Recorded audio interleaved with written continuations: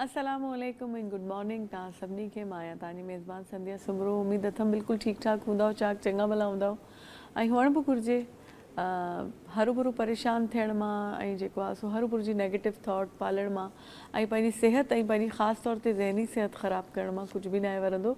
इन करे माण्हू सदाईं जेकी बि ॾुखियायूं जेकी बि तकलीफ़ूं हुजनि हुनखे जेकॾहिं खिली ऐं पंहिंजे हवास खे जेको आहे जाइ ते रखी करे हैंडल करे उहो ई माण्हू सम्झो त हिन दुनिया में कामयाबु आहे। ॻाल्हि हले पई जदीद दौर जी, अॻे वारो दौरु कीअं हूंदो हुयो, हाणोको दौरु कीअं आहे। अॼोको दौरु गैजेट्स जो दौरु आहे ऐं हाणोके दौर में न रुगो छोकिरनि जे हथ में बल्कि छोकिरियुनि जे हथ में बि तव्हां गैजेट्स ॾिसंदा आहियो। माना उहो हलंदड़ दुनिया सां गॾु गॾु हली रहियूं आहिनि। जदीद जेकी तक़ाज़ाऊं आहिनि उन्हनि खे अपनाए वेठियूं आहिनि, पंहिंजे पाण खे मॉडिफाई करे रहियूं आहिनि। जीअं चइबो आहे न त स्मार्ट फ़ोन रुगो न आहे, उन सां गॾु गॾु असांजी नियाणियूं बि स्मार्ट थी चुकियूं आहिनि, स्मार्टली बिहेव कनि थियूं, स्मार्टली सोचनि थियूं ऐं पंहिंजो पाण मल्हाए रहियूं आहिनि। जीअं के दौर में अॼु खां कुझु साल अॻे इहो तसवुर बि न करे सघिबो हुयो त छोकिरियूं के बाइक्स हलाईंदियूं ऐं रोडनि ते ईअं मर्दनि वांगुरु मज़े सां निकिरंदियूं ऐं उन्हनि खे जिते सफ़रु करिणो हूंदो उहो पंहिंजे जेको आहे सो विल ते ऐं पंहिंजे एतमाद सां उते वेंदियूं। न को भाउ छॾणु वेंदो, न को बाबा साईं छॾणु वेंदो, पंहिंजे तौर ते जेको आहे सो पंहिंजा फ़ैसिला बि वठनि थियूं ऐं बाइक्स बि हलाइनि थियूं। ट्रोलिंग तमामु घणी थिए थी, हींअर बि उहो फेस कनि थियूं। जेके बि माण्हू ॾिसनि था उन्हनि खे लॻंदो आहे इहा दुनिया जो को तमामु अजब वाक़ियो आहे त का छोकिरी जेका आहे रोड ते बाइक हलाईंदी वञी रही आहे त हींअर बि माण्हू मुड़ी मुड़ी ॾिसनि था। पर ॾिसो कंहिं हिकिड़ी छोकिरी रिवायत विधी ऐं उहा शइ वधी करे अॼु तव्हांखे आम जाम छोकिरियूं नज़र अचनि थियूं ऐं हिकिड़ो तमामु सुठी तब्दीली आहे समाज में ऐं अहिड़ियूं तब्दीलियूं ईंदियूं रहनि वक़्त सां गॾो गॾु त वधीक सुठो आहे। पाण अॼु जेको आहे इहो इन ई टॉपिक ते ॻाल्हाईंदासीं त पंहिंजे जेको समाज में हलंदड़ वक़्त जे हवाले सां जेको जिदत आई आहे उहो जिदत केतिरे हद ताईं असां छोकिरियुनि जेको आहे सो असली छोकिरियूं आहिनि उन्हनि अपनाई आहे, उन हवाले सां हली रहियूं आहिनि। पाण सां गॾु गेस्ट जेकी मौजूदु आहिनि उन्हनि जो अॻु में तव्हां सां तारुफ़ कराईंदसि। के माण्हू अहिड़ा हूंदा आहिनि जेकी पंहिंजी शख़्सियत में पूरो इदारे जी हैसियत रखंदा आहिनि। माना तव्हां उन्हनि खे हिकिड़ो शख़्स हिकिड़ो फ़र्द कंसीडर नथा करे सघो, उहो पूरो हिकिड़ो इदारो हूंदियूं आहिनि। अहिड़ी हिकिड़ी शख़्सियत पाण वटि आयूं आहिनि जेकी मुहक़िक़ बि आहिनि, उस्ताद आहिनि असां सभिनीनि जूं, शाइरी बि कंदियूं आहिनि ऐं जेको आहे सो नसर में बि जेको आहे घणो कुझु लिखंदियूं आहिनि, कॉलमिस्ट बि आहिनि ऐं वधीक उन्हनि कंहिं दौर में जंहिं दौर में उन्हनि रिवायत विधी ऐं उहो घरनि खां निकितियूं त उन्हनि जो ई जेको खयलु हिकिड़ो स्टेप हुयो न, सम्झो उहा ई हाणे हिकिड़ी कंहिं मंज़िल ॾांहुं वञी रहियूं आहिनि। मैडम सहर इमदाद पाण सां गॾु मौजूदु आहिनि, उन्हनि खे भलीकार कंदासीं। अस्सलाम वालेकुम मैडम, भलीकार कीअं था तव्हांखे? कीअं आहियो तव्हां? ठीकु आहियो? ख़ुशि आहियो तव्हां? ऐं ॿी जेका गेस्ट आहे उहा पाण खे उन्हनि टेलीफोन ते जॉइन कयो आहे, उन्हनि जो तव्हां सां तारुफ़ कराईंदी हलां। तैयबा पाण सां गॾु आहिनि जेकी पाण जेको आहे प्रोफेशनली त बैंकर आहिनि पर होस्टिंग बि कंदियूं आहिनि ऐं मोटिवेशन, अॼुकल्ह मोटिवेशन जी तमामु घणी ज़रूरत आहे। त मोटिवेशनल स्पीकर जेतिरा माण्हू हुजनि उहो घटि आहिनि, छो करे मोटिवेट ई कंदा रहूं हिक ॿिए खे तॾहिं पंहिंजो चाढ़ो आहे। तैयबा खे जेको आहे वेलकम कंदासीं। अस्सलाम वालेकुम तैयबा। वालेकुम अस्सलाम, कैसी हैं आप? ठीक ठाक, वेलकम करते हैं आपको अपने शो में। कैसी हैं आप? बहुत शुक्रिया, मैं बिल्कुल ठीक हूँ, आप कैसी हैं? मैं बिल्कुल ठीक ठाक। बहुत बहुत शुक्रिया हमें ज्वाइन करने के लिए, हमारे साथ ही रहिएगा। इज्जत देने के लिए। जी बिल्कुल बिल्कुल जी हमारे साथ ही रहिएगा। जी बिल्कुल। अच्छा मैडम, तव्हां ॾे अचूं था जंहिं दौर में तव्हां जेको आहे सो हिकिड़ो सम्झो पीढ़ जो पहिरियों पथर रखियो, जंहिं दौर में तव्हां आया उन दौर में त सिंधी छोकिरियुनि जो घरां निकिरण ही हिकिड़ी ॾुखी ॻाल्हि हुई। पोइ वरी सैयद फैमिली मां का छोकिरी निकिरे थी ऐं मर्दनि सां गॾु जेको आहे कुल्हे में कुल्हो मिलाए करे कमु करे थी। कहिड़ी ॾुखियायूं तव्हां फेस कयूं? ज़ाहिर आहे हिकिड़ो करेज माण्हू में हूंदो आहे, ॿियो कमु करण जो जज़्बो हूंदो आहे, कुझु हासिलु करण जो जज़्बो हूंदो आहे। इंसेंटिव पोइ पाण माण्हू खे मिलंदा वेंदा आहिनि। हाणे मिसाल तौरु मां जॾहिं FSC वारे दौर में मूंखे यादि आहे रेडियो ते हिकिड़ी अनाउंसमेंट थी त असांखे फीमेल वॉइसिस जी ज़रूरत आहे। माना रेडियो ड्रामे में जेको लेडी कैरेक्टर आहे उहो उनजे लाइ औरत जो आवाज़ु खपे। त मां ज़िद करे पंहिंजे बाबा अम्मी खे चयो त मूंखे वञिणो आहे, मां अप्लाई करे छॾियो एज़ अ फीमेल वॉइस। अम्मी ॾाढी मुखालफ़त कई। अम्मी चयो दिमाग़ु ख़राबु आहे तुंहिंजो, हाणे तूं रेडियो ते वञी जेको आहे सो इहे इश्किया ड्रामा थींदा ऐं उन में तूं डायलॉग डिलीवरी कंदी। मूं चयो अम्मी उहो ड्रामो हूंदो, उनखे ड्रामे वांगुरु खणो। त मक़सदु इहो आहे त ख़ुदि उहो जेको स्टेप हाणे उन ज़माने में असां खां अॻु में एॾियूं ख़वातीन हुयूं जेके रेडियो ते ख़ासि तौर से जी महताब आहे, जी जी महताब चन्ना उन ज़माने में हूंदी हुई, असां खां पहिरियों उहा ड्रामनि में कमु करे वई हुई, सही असां उन्हनि जा पोइ रहियूं। हाँ हाँ त माना पहिरियों पीढ़ी जो पथर त अञा बि उन रेडियो जे फील्ड में ही जेका रुबीना कुरैशी हुई, हाँ नो डाउट बिल्कुल महताब जो मूं नालो खयो, ॿियूं खोड़ सारियूं हुयूं जेके मतिलबु साइड रोल्स बि कंदियूं हुयूं, सही पर उन्हनि में मां हिकिड़ी टीन एजर जॾहिं अची वियसि त हिकिड़ी तब्दीली त बहरहाल आई न। हालांकि उन वक़्तु पैसो को एॾो वॾो इंसेंटिव न हो असांजे लाइ, ऐं पैसो घणो हो बि कोन असल में इन फील्ड्स में, बिल्कुल हाँ पर हिकिड़ी इब्तिदा असां करे छॾी हिकिड़ी तब्दीली जे लाइ। त उन खां पोइ पढ़ाई जो शौक़ु, उन खां पोइ अदब जो शौक़ु, अदब खे सॼी दुनिया जो अदब मूं घोटे पी वरितो। मां हमेशह इहो चवंदी आहियां, दुनिया जो बहितरीनु अदब मूं जॾहिं आउं 6हें दर्जे में हुअसि त मूं पढ़ी वरितो हो। सही तव्हां इहो सोचो त हाणे पढ़ण जो उहो रवाज ई न रहियो आहे। असांखे जॾहिं 10 रुपया ख़र्ची मिलंदी त असां पहिरें वञी 10 रुपए जी ख़र्ची मां पहिरें किताब ख़रीद कंदा हुआसीं। सही हाणे माण्हू पंहिंजूं नौकिरी वारा आहिनि पर किताब ख़रीदण जो लाड़ो रहियो ई कोन्हे हाणे। सही ऐं मुफ़्त में बि ॾियो त उहो बि पढ़ंदा कोन, हेॾा होॾा फिटी करे छॾींदा। त माहौल में कुझु जेकॾहिं बहितरियूं आयूं आहिनि त कुझु डिटीरियोरेशन बि थी आहे। सही इहो इट्स अ फैक्ट। दुनिया जेको आहे ॿई पासा हलंदा आहिनि, सुठा पासा बि हलंदा आहिनि, साइड बाय साइड बुरा पासा बि हलनि पिया। त इन करे हिकिड़े पासे जॾहिं दुनिया बेहद तरक़ी करे रही आहे ऐं असीं बि तरक़ी करे रहिया आहियूं, पर ॿिए पासे असां पंहिंजे ॻोठनि जे पासे जो हाल ॾिसंदासीं त उहो बिल्कुलु उलट आहे। बिल्कुल त इहे सभु इंसान जूं अखियूं खोलण लाइ काफ़ी आहिनि इहे सभु शयूं, वाकई में इन्हनि मां सिखणु खपे इंसान खे। हाँ बिल्कुलु सिखणु घुरिजे। बिल्कुलु। अच्छा आयूं त आहिनि तब्दीलियूं, तव्हांजे दौर जूं तब्दीलियूं के ॿियूं हुयूं, हाणे जे दौर जे हिसाब सां टेक्नोलॉजी जे हिसाब सां तब्दीलियूं के ॿियूं आहिनि, पर पाण सां जेको तैयबा गॾु आहिनि अॻु में उन्हनि खे बि डिस्कशन में शामिल कंदासीं। जी तैयबा जी आप समझ रही हैं हमने जो बातचीत की, थोड़ी बहुत आपको समझ तो आती होगी हमारी लैंग्वेज? जी जी थोड़ी बहुत समझ में आती है मुझे। अच्छा मैं ये बात कर रही थी कि पुराने दौर में आपसे कुछ साल पहले ही आप देख लें तो ख़वातीन जो है ना रोडों पे आपको मोटरसाइकिल चलाते हुए तो नज़र ही नहीं आती थी। जब शुरुआत हुई तो बहुत रेयर, जिसमें ट्रोलिंग भी उनको फेस करनी पड़ी, किसी एक लड़की ने ज़रूर शुरुआत की और आप आज देखें आपको माशाल्लाह बहुत बच्चियां रोडों पे दिखती हैं जो कि बाइक पे अपने कॉलेजेस से आ जा रही हैं, यूनिवर्सिटीज से। तो ये आपको क्या लगता है, ये इस दौर की बहुत अच्छी एक चेंज है जो हम लोगों में आया है? जी मुझे लगता है कि अल्लाह रब्बुल इज़्ज़त ने तमाम इंसानों को अशरफुल मखलूक़ात बनाया, चाहे वो मर्द हो चाहे औरतें हों। तो ख़वातीन को हर दौर में बहुत ही ज़्यादा जो है वो कमतरी का निशाना बनाया गया कि वो मर्दों से कमतर हैं। लेकिन अल्हम्दुलिल्लाह ख़वातीन ने ये साबित कर दिखाया कि वो हर शोबे में मर्दों के शाना बशाना चल सकती हैं, काम कर सकती हैं। और ख़वातीन जो आज तक सिर्फ जो है वो कार ड्राइविंग तक जो है वो सिर्फ कह सकते हैं कि वहीं तक थी, लेकिन आज माशाल्लाह जब वो बाइक राइडिंग कर रही होती हैं तो बहुत अच्छा लगता है कि अब वो खुद मुख्तार है। पहले उन्हें अपने वालिद या अपने भाइयों की ज़रूरत पड़ती थी कि हमें जो है वो कॉलेज तक आप पिक एंड ड्रॉप दे दें, उनको कहीं काम पर जाना होता था तो वो परेशान होते थे कि हम नहीं कर सकते, आप बस में चली जाओ। लेकिन आपको पता है कि उस तरह के हालात नहीं होते हैं जब लड़कियों को बस स्टॉप पर भी बहुत सारी जो है हैरेसमेंट का सामना करना पड़ता है। तो अल्लाह का बहुत एहसान है कि आज ये देखकर बहुत अच्छा लगता है कि लड़कियां अब मज़ीद खुद मुख्तारी की जानिब रवा दवा हैं। और आज जब वो बाइक राइडिंग करती हैं तो बहुत अच्छा लगता है कि अल्लाह का बहुत एहसान है कि आज उनको ये मकाम हासिल हुआ कि वो भी लड़कों की तरह यानी बेटों की तरह जो है अपने आप को प्रूव कर सकती हैं, अपना जो है काम खुद कर सकती हैं, क्योंकि बेटियां बेटों से कम नहीं हैं। सही, ज़बरदस्त, बहुत उम्दा बात आपने की, वाकई में कम नहीं है। मैडम यही ॻाल्हि आहे न, असां में सदाईं ख़ासि तौर ते सिंधी समाज में न्याणी, हिकु त न्याणी जो हुअणु, वरी उनखे सदाईं अहिड़ी शयूं चयूं वेंदियूं आहिनि, नंढे हूंदे खां उनजो जेको मोराल आहे सो घटि कयो वेंदो आहे। ज़रूरु इहे सभु शयूं तैयबा जी ॻाल्हि खे थोरो जेकॾहिं वधायां। जी बिल्कुलु वधायो। हा तैयबा अॼु जे दौर में त हाणे बाइक जो ज़मानो आहे, पिंक स्कूटीज़ मिलनि पियूं छोकिरियुनि खे, तो तोहफ़तन मिलनि पियूं जंहिंजा पैसा बि न पिया ॾियणा पवनि। बिल्कुलु।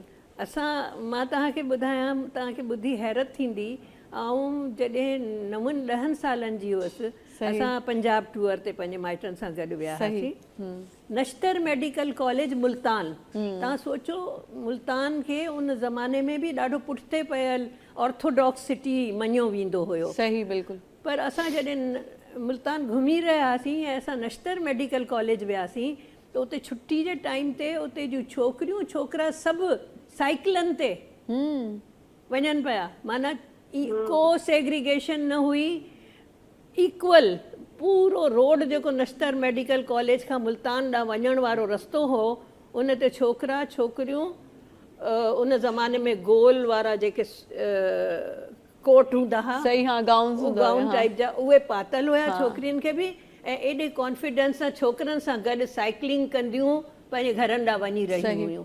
इहो मूं मुल्तान में ॾिठो हो। न इहा 1962 जी ॻाल्हि मां ॿुधायां पई तव्हांखे। सही। अहिड़े नमूने सां आउं जेकॾहिं पंहिंजी ॻाल्हि करियां त मां दादू शहर में मां नंढड़ी हुअसि तॾहिं 8-9 सालनि जी हूंदसि।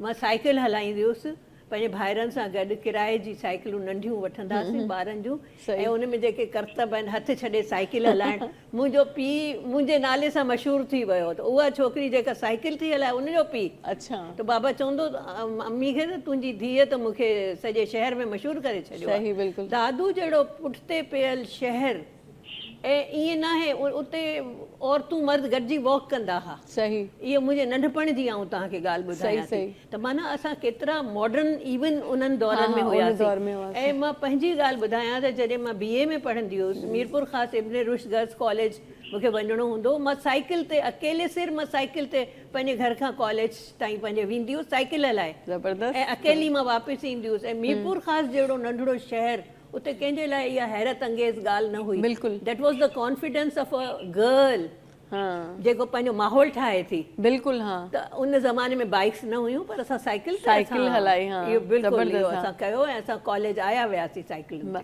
पर मैडम ॾिसो न, इहो सिर्फ़ु तव्हां हुया, तव्हां जेतिरियूं केतिरियूं फैमिलीज़ हूंदियूं जीअं अलाउ करे रही हूंदियूं। इहो बि त हिकिड़ो तव्हां ॾिखे, हिकिड़ो सम्झो प्लस शइ आहे जो तव्हांजे बाबा साईं या तव्हांजी अमड़ जेका हुई उन इहा शइ महसूसु कई ऐं तव्हांखे अलाउ कई, ऐं माण्हुनि जी ॻाल्हियूं बि सचियूं उन्हनि केतिरियूं। बिल्कुलु। हुन दौर में छोकिरी खे न्याणी तब्दीली आई, आहिस्ता आहिस्ता आया, माण्हू ॾिसी हिक ॿिए खे सिखंदो आहे। बिल्कुलु। असां वटि पहिरें छोकिरियुनि खे न्याणियुनि खे पढ़ायो न वेंदो हो, न्याणियुनि जी तालीम आम थी। हालांकि असां जॾहिं पंहिंजे हवाले सां, पंहिंजी फैमिली जे हवाले सां सोचूं था त 1942 में मुंहिंजी माउ ट्रेनिंग कॉलेज हैदराबाद जी स्टूडेंट हुई, ऐं म्यूज़िक एज़ अ सब्जेक्ट हुन खयो उन ज़माने में। माना सिंध एतिरी एडवांस्ड हुई, मुल्क हुयो उन ज़माने में, अंग्रेज़नि जो दौर हो।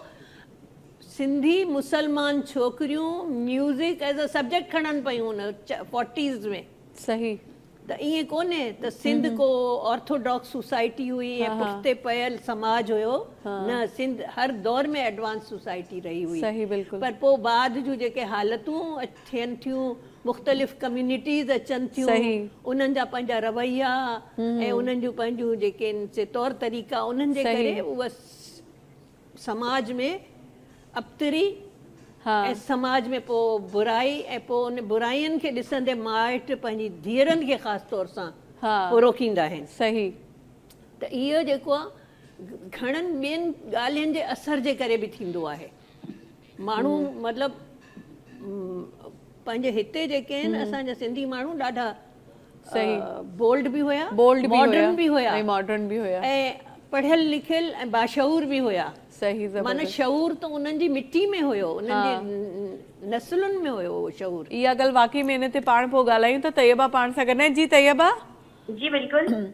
बात यही हो रही है कि ये जो तब्दीली जो हम आजकल शहर में देख रहे हैं, जिसका आप जिक्र भी कर रही हैं, तो ये हमने तो बहुत पहले अपने जो है ना सिंधी समाज में बहुत पहले देख ली थी। मैडम जैसी और इन जैसी और बहुत जो उस दौर में बच्चियां थी तो वो साइकिलिंग भी किया करती थी और अकेली अपनी कॉलेज आया जाया करती थी। तो ये बीच में क्या ऐसा प्रोपेगेंडा हम जिसको देखा जाए, जो इन्होंने अभी जिस बात की तरफ निशानदेही की कि बिल्कुल अर्ली जो शुरू के जो दौर है हम उसकी बात करेंगे कि ये सब कुछ था, बीच में क्या ऐसा हुआ कि हम लड़कियों के लिए बहुत चीज़ें रुक गई, वो कौन से लोग आए हमारे बीच में جو ہم جس کو بولیں کہ وہ انہوں نے ہمارے سماج میں اپنی چیزیں تھوپنے کی کوشش کی، جبکہ ہم لوگ شروع سے بہت جو ہے نا ترقی پسند لوگ تھے، اور جو ہے نا کیا کہتے ہیں ہمارا جو پرانی تاریخ ہے اگر ہم اس کا ذکر کریں جو موئنجودڑو سے چلتی ہوئی آ رہی ہے، یا ہم لوگ بہت پرانے واقعات کو کوٹ کریں تو بہت زیادہ یہاں پہ ایک اچھا ماحول تھا، ایک پڑھائی لکھائی والا، ایک اچھی مثبت سوچ ہوا کرتی تھی، روشن خیال لوگ رہتے تھے، جس کو ہم سندھ کو کہتے بھی ہیں کہ وہ صوفیوں کی دھرتی ہے۔ اس حوالے سے آپ نے کتنا حد تک ریسرچ کیا ہے یا ان چیزوں کو سمجھ پائی ہیں؟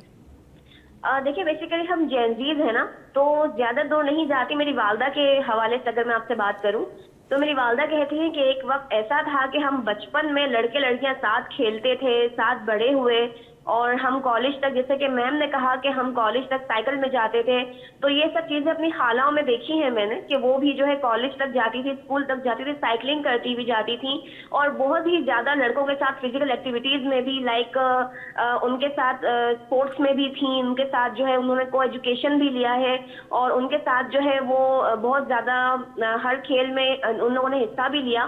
لیکن میں یہ سمجھتی ہوں کہ بیچ میں جس طرح کے لوگوں نے پروپیگنڈا ڈالنا شروع کیا، مجھے یاد ہے کہ جب ہم لوگ اسکول پڑھتے تھے تو ہمارے سر کہتے تھے کہ ان کو لڑکیوں کو اس رو میں بٹھائیں، لڑکوں کو اس رو میں بٹھائیں۔ کیوں؟ یہ بھائی 2018 چل رہا ہے، 2019 چل رہا ہے، وہ اس طرح سے باتیں کیا کرتے تھے۔ بیسیکلی ایک گیجٹ آیا ہمارے بیچ میں جس نے تمام لوگوں کی زندگی میں بہت ہی بڑا جو ہے وہ اثر مرتب کیا، چاہے آپ اسے نیگیٹو کہیں، کیونکہ پازیٹیوٹی بھی ہم لیتے ہیں ہر چیز سے، لیکن جو نیگیٹو اثرات ہیں وہ زیادہ مرتب کیے گئے۔ اور اس کے ساتھ ساتھ ہی جو ہم نے حالات و واقعات دیکھے کہ آج کل جس طرح کے ہم اپنے ارد گرد بھی حالات و واقعات دیکھتے ہیں کہ کس طرح سے جو ہے کچھ میڈیا نے بھی اس چیز میں، کہتے ہیں نا میڈیا آزاد تو نسل برباد، تو اس چیز میں میڈیا نے بہت اہم کردار ادا کیا۔ کچھ ماحولیاتی تبدیلیوں نے، کچھ جو ہے وہ معاشرتی تبدیلیوں نے، کچھ جو ہے وہ لوگوں کی سوچ نے اس پر منفی اثرات مرتب کیے، تو اب ہمیں وہ چیز نظر نہیں آتی کہ جو ہے وہ دور تک سائیکلنگ کرتی ہوئی جائیں۔ اب تو یہاں پر آپ اگر آپ دیکھیں، ہم اگر ریسرچ کرتے ہیں تو وہ ایک قدیم دور تھا جو بہت ہی باعزت دور تھا۔ اب تو 3 سال کی بچی سے لے کر 17 سال کی لڑکی تک بھی محفوظ نہیں ہے۔ تو اب میں یہ نہیں سمجھتی کہ یہ دور جو ہے اس طرح سے قابل رہا ہے کہ ہم جو ہے لڑکیوں کو اس دور سے جو ہے وہ کمپیئر کریں۔ لیکن اگر جو بائک کی بات آتی ہے کہ وہ بائک رائڈنگ کر رہی ہیں، وہ پہلے گھروں میں چولہا ہانڈی کرتی تھی، اب ماشاءاللہ وہ ہوائی جہاز تک اڑا رہی ہیں، یعنی کافی اسلام نے جس طرح سے خواتین کو ایک عزت دی تو معاشرے نے اس چیز کو ایکسیپٹ کرنا شروع کیا ہے کہ خواتین بھی جو ہے وہ بیٹوں سے کم نہیں ہے۔ جو لوگ یہ سمجھتے ہیں کہ ہمارے گھر میں بیٹیاں ہوتی ہیں بیٹے نہیں، تو بیٹیوں نے پروو کر دیا کہ وہ بیٹوں سے کم نہیں ہے۔ اس بیچ میں وہ ویمن امپاورمنٹ پر جو ہے وہ عمل کرتے ہوئے بہت آگے بڑھ رہی ہیں، ماشاءاللہ ترقی کامیابی کو حاصل کر رہی ہیں۔ لیکن اس بیچ میں جس طرح کے دل خراش واقعات ہم دیکھتے ہیں کہ جس طرح سے ڈاکٹرز کو جو ہے وہ اسٹوڈنٹس کو ہے جس طرح سے ہراسمنٹ کا نشانہ بنایا جاتا ہے، تو والدین اس طرح بھی جو ہے تھوڑا سا بیٹیوں کو باہر نکالنے میں ڈرتے ہیں، تھوڑا اب بھی والدین جو ہے اس چیز سے تھوڑا سا خوف کھاتے ہیں، خوف زدہ ہیں ان چیزوں سے۔ چلیں بہت اچھی بات، اچھا بہت اچھی پنچ لائن آپ نے ابھی بولی میڈم مچائندہ سنتے تو میڈیا آزاد تو نسل برباد انہیں جی کا پنچ لائن چاہیے ماچوم تہاں بھی کچھ پنجی نے ایکسپرٹ رائے نے تے ڈیو تو یہ کتری حد تائیں گال جے کو ہے سو اصل میں چھا ہے جو जेका बुनियादी ॻाल्हि आऊं जेकॾहिं करियां त घर जी तरबियत जेका आहे उहा तमामु अहम रोल अदा करे थी समाज खे ठाहिण में ऐं समाज खे बिगाड़ण में। सही। त असां मिसाल तौरु असीं बि माइरूं आहियूं, असां जूं माइरूं हुयूं, उन्हनि असांजी तरबियत कई, असां पंहिंजे औलाद जी तरबियत कई, त असां हिकिड़ो बहितरीनु नसुल, मिसाल तौरु आऊं हमेशह चवंदी हुअसि त आऊं हिन क़ौम खे हिकिड़ो बहितरीनु नसुल ॾींदसि। सही। ऐं उनजी सॼी जेका ॿार जी बग़ैर कंहिं दाब ऐं दड़के जे, बग़ैर कंहिं रोब ऐं मार कुटाई जे असां प्यार सां पंहिंजे ॿारनि जी पालना कई ऐं उन्हनि खे बहितरीनु शहरी बणायो ऐं उन्हनि में सॼी इख़्लाक़ियात जेका आहे जंहिंमें छोकिरो छोकिरी गॾु, जीअं तैयबा चयो त गॾु खेॾंदा हुआ छोकिरा छोकिरियूं, असां पाण गॾु खेॾंदा हुआसीं छोकिरनि सां, माना छोकिरनि जी टीमूं हूंदियूं, उन में आऊं अकेली हिकिड़ी छोकिरी हूंदी हुअसि ऐं बिना कंहिं ख़ौफ़ जे ऐं उन्हनि सां गॾु खेॾंदी हुअसि। उन में असां क्रिकेट बि खेॾंदा हुआसीं, त उन में असां फुटबॉल बि खेॾंदा हुआसीं, त असां उन में वंझ वटी बि खेॾंदा हुआसीं। सही। त मक़सदु इहो आहे त इहा सॼी तरबियत आहे माइटनि जी। मूंखे लॻे थो जेकॾहिं हींअर हिन जीअं चयो त 3 साल से लेकर 17 साल की तक की बच्ची भी जो है गैर महफूज है, सही। तो वो गैर महफूज बच्ची इसलिए नहीं है कि हमारा कोई माहौल इतना ख़राब हो गया है, सही। हमारे माँ बाप की तरबियत और ट्रेनिंग अच्छी नहीं है। सही। तो माँ बाप ने अपनी पंहिंजूं जेके ज़िम्मेवारियूं आहिनि उन्हनि में कोताही कई आहे असल में। सही, बिल्कुल। बिन असां इन करे आऊं जॾहिं बि का बुराई ईंदी आहे त आऊं उन जे लाइ हमेशह माइटनि खे क़सूरवार ठाराईंदी आहियां त ही सॼो माइट जो क़सूर आहे। जेकॾहिं औलाद का ग़लति ॻाल्हि करे पई, छोकिरी या छोकिरो, कोई भी ग़लति रवैयो रखे थो, ग़लति अमल करे थो, त उन में उन ॿार खां वधीक उन जी पीउ जो एतिरो रोल न हूंदो आहे ॿार जी तरबियत में, पर माउ जो वॾो रोल हूंदो आहे। सही। ऐं असांखे इन करे आऊं चवंदी आहियां, ऐं नेपोलियन बोनापार्ट चयो तव्हां मूंखे बहितरीन माइरूं ॾियो, आऊं तव्हांखे बहितरीन क़ौम ॾींदसि। ज़बरदस्त। इहा एतिरी पुराणी ॻाल्हि आहे, पर इहा अॼु बि आऊं चवां थी त अॼु बि तव्हां अप्लाई करियो त बहितरीन माइरूं ॾियो, तव्हांखे बहितरीन नसुल मिलंदो, बहितरीन क़ौम मिलंदी। तव्हां सां ख़बर आहे हींअर हिकु शइ कहिड़ी शइ थी आहे तव्हांजे मुंहिंजे विच में? मां इहा तव्हां ॻाल्हि कयो पिया त मुंहिंजे दिमाग़ में इहा ॻाल्हि अचे पई त मां नेक्स्ट हाणे तव्हांखां नेपोलियन जो इहो कोट करे पोइ इन ते ॻाल्हाईंदसि त हुन आख़िर कहिड़ी माउ जो ज़िक्र कयो आहे त तव्हां मूंखे सुठी माइरूं ॾियो, मां तव्हांखे सुठो नसुल ॾींदमि। त तव्हांजे मुंहिंजे विच में हिकिड़ी टेलीपैथी थी आहे हींअर। सिर्फ़ नसुल न, सुठी क़ौम, सुठी क़ौम जनरल ॻाल्हि करे थो। पर इहा टेलीपैथी ॾिसो कीअं वर्क थी करे त तव्हां ऐं मुंहिंजे माइंड हिक ॿिए खे सिग्नल्स मोकिलियनि त तव्हां इहा ॻाल्हि कई आहे। अच्छा तैयबा, आप कुछ कहना चाहेंगी इस बारे में? नेपोलियन जो कह के गए हैं, किस हवाले से? नेपोलियन बोनापार्ट का एक उनका बहुत मशहूर कॉल है कि उन्होंने कहा कि आप मुझे अच्छी माएँ दो, मैं आपको एक अच्छी कौम दूंगा। हाँ। बिल्कुल बिल्कुल।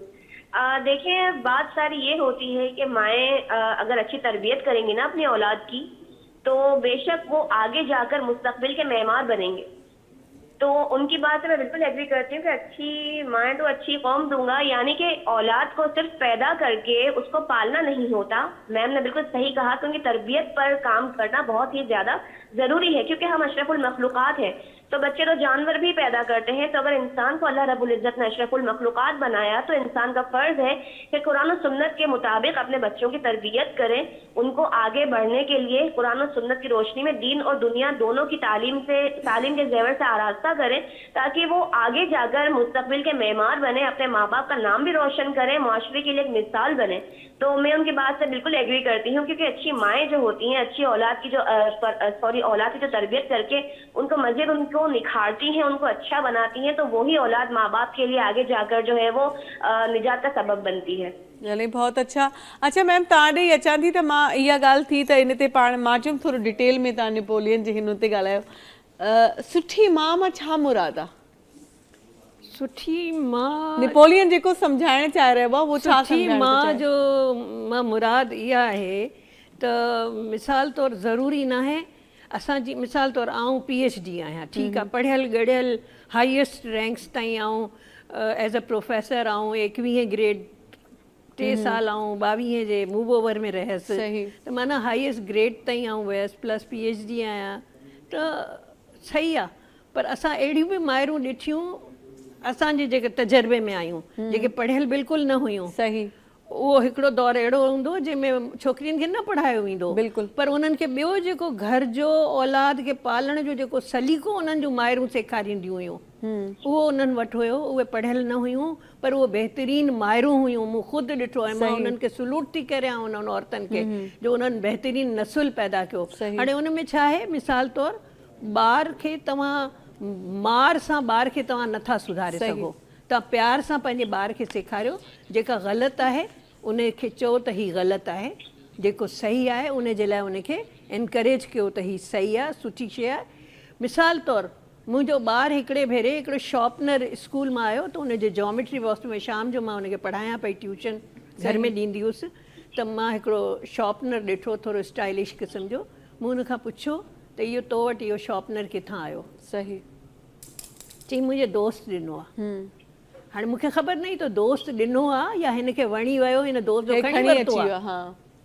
मूं हुनखे चयो भले तव्हांजे दोस्त ॾिनो आहे, तव्हां हुनखे सुभाणे थैंक यू करियो ऐं इहो वापसि करियो, ऐं तव्हांखे अहिड़ो शॉपनर खपे ऐं तव्हांखे यूनिवर्सल तां सुभाणे तव्हां पाण पंहिंजी पसंदि सां असां ॿार जेका शइ पसंदि कंदो या चाहींदो हो असां हुनजे चवण खां पहिरियों असां उहा शइ हुनखे प्रोवाइड कंदा हुआसीं सुठो खाधो ॾियणु सुठे उन खां पोइ टाइम ते उथारणु मिसाल तौरु सुबुह जो असांजे ॿारनि जी बस 5:50 ते जामशोरे कैंपस में असां यूनिवर्सिटी में रहंदा हुआसीं 5:50 ते असांजी बस ॿारनि जी स्कूल जे लाइ हली वेंदी हुई हाणे इन ॿार खे तव्हांखे एॾो सुबुह जो सवेरे उथारणो आहे नंढड़े ॿार खे चइनि 5 सालनि जो ॿारु उनखे तव्हां कच्छ में मां खणे थी उनखे हथ मुंहुं धोआरे थी उनखे ब्रश पेस्ट करे थी उनखे नेरनि कराए थी उनखे लंच बॉक्स पैक करे ॾिए थी ऐं उनखे कच्छ में खणी वञी बस में विहारे थी ऐं बस में जेके वॾा छोकिरियूं वेठियूं आहिनि उन्हनि खे चए थी त जॾहिं तव्हां लहंदो त इनखे एतिरो नंढड़ो ॿारु आहे जेको बस मां लही बि नथो सघे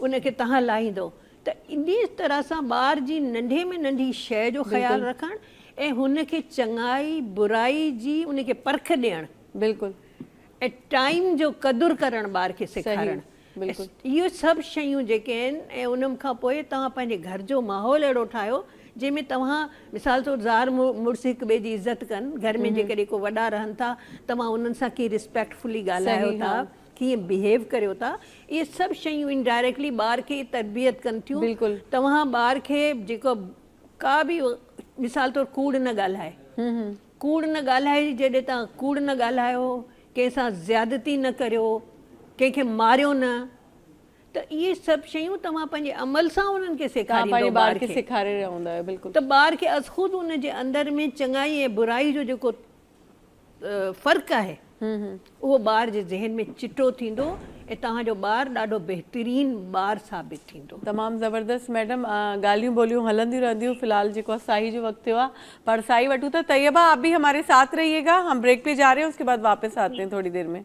जी नाज़रीन नंढी साई वठूं था साई खां पोइ वरी तव्हां सां गॾु हूंदासीं तव्हां त असां सां गॾु हूंदा ई आहियो जी नाज़रीन साई खां पोइ हाज़िर आहियूं ऐं मैडम सहर बि पाण सां गॾु आहिनि तैयबा बि पाण सां गॾु आहिनि ॻाल्हियूं हली रहियूं आहिनि त दौरु जीअं जीअं जदीद थींदो वियो आहे असांजी नियाणियूं गैर महफ़ूज़ छो थी वियूं आहिनि तैयबा खां अॻु में ॻाल्हायूं था जी तैयबा बिल्कुल आपकी बात से मैं मुत्तफिक हूँ कि गैर महफूज क्यों हो गई हैं क्योंकि जैसे मैम ने भी कहा कि तरबियत की सारी बात है सारी तरबियत हमने बेटियों की ही कर दी बात सारी ये है कि बेटों की तरबियत पर भी हमें ध्यान देना चाहिए क्योंकि अगर हम उनकी तरबियत नहीं करेंगे तो हम किस तरह से अपने बेटियों को महफूज कर सकते हैं हमारी बेटियां महफूज रह ही नहीं सकती हैं ये सारी बात तरबियत पर डिपेंड करती है अगर हम उनकी तरबियत बचपन से ही अच्छे तरीके से करना शुरू करें बीच में एक मैंने ऐड देखा था कि लड़के रोते नहीं है लड़के रोते नहीं है तो उनको हम अगर ये बताएं ना कि लड़के रुलाते नहीं है तो ये बहुत ही ज्यादा अच्छा हो जाएगा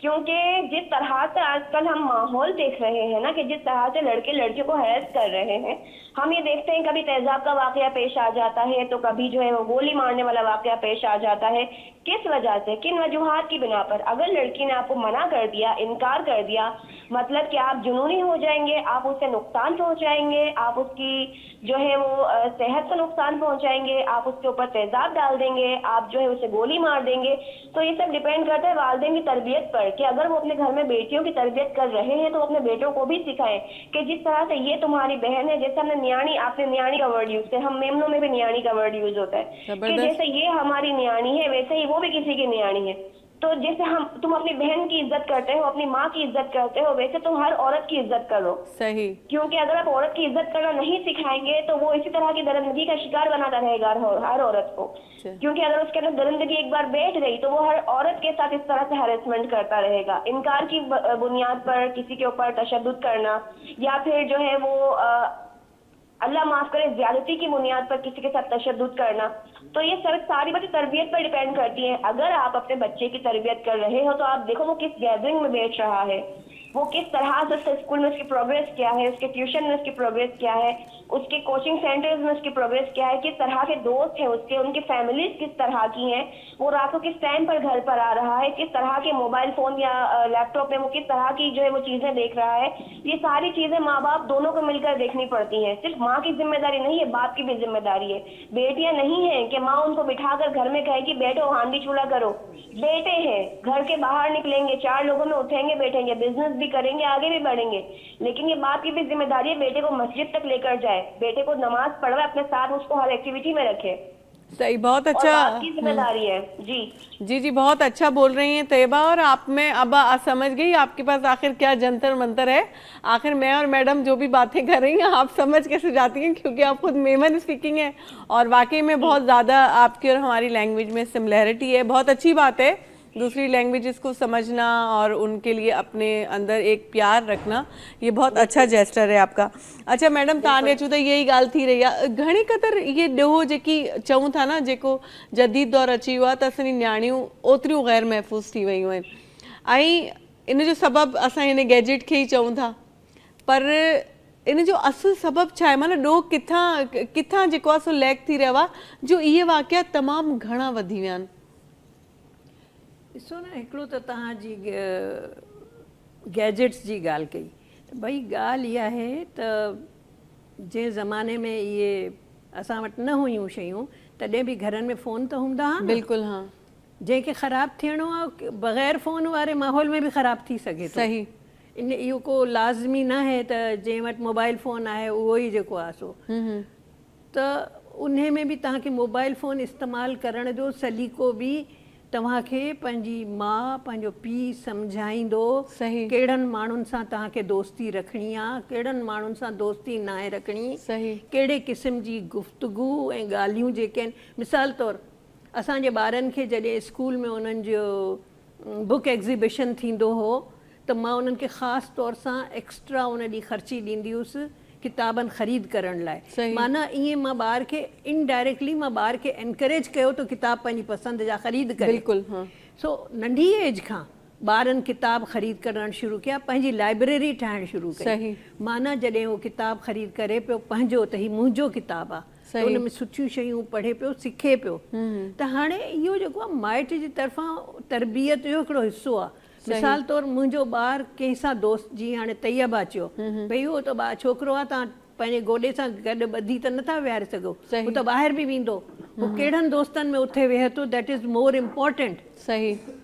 त छोकिरनि ते इते नज़र रखण बि माउ पीउ जी ज़िम्मेवारी आहे। सही। मिसाल तौरु मुंहिंजे ॿारनि जो दोस्त जेके मां छा कंदी हुअसि, जेके नंढपण खां वठी उन्हनि खे आउं एनकरेज कंदी हुअसि त मुंहिंजे घर अचनि, शाम जो अची मुंहिंजे घर ते मुंहिंजे ॿारनि सां खेॾनि। राति जो वञण खां पहिरियों उन्हनि ॿारनि खे बि 3 छोकिरा हुया, मुंहिंजा बि पुट हुया, उहे बि पुट हुया, उन्हनि खे मां मानी पंहिंजे ॿारनि सां गॾिजी मानी खाराईंदी हुअसि।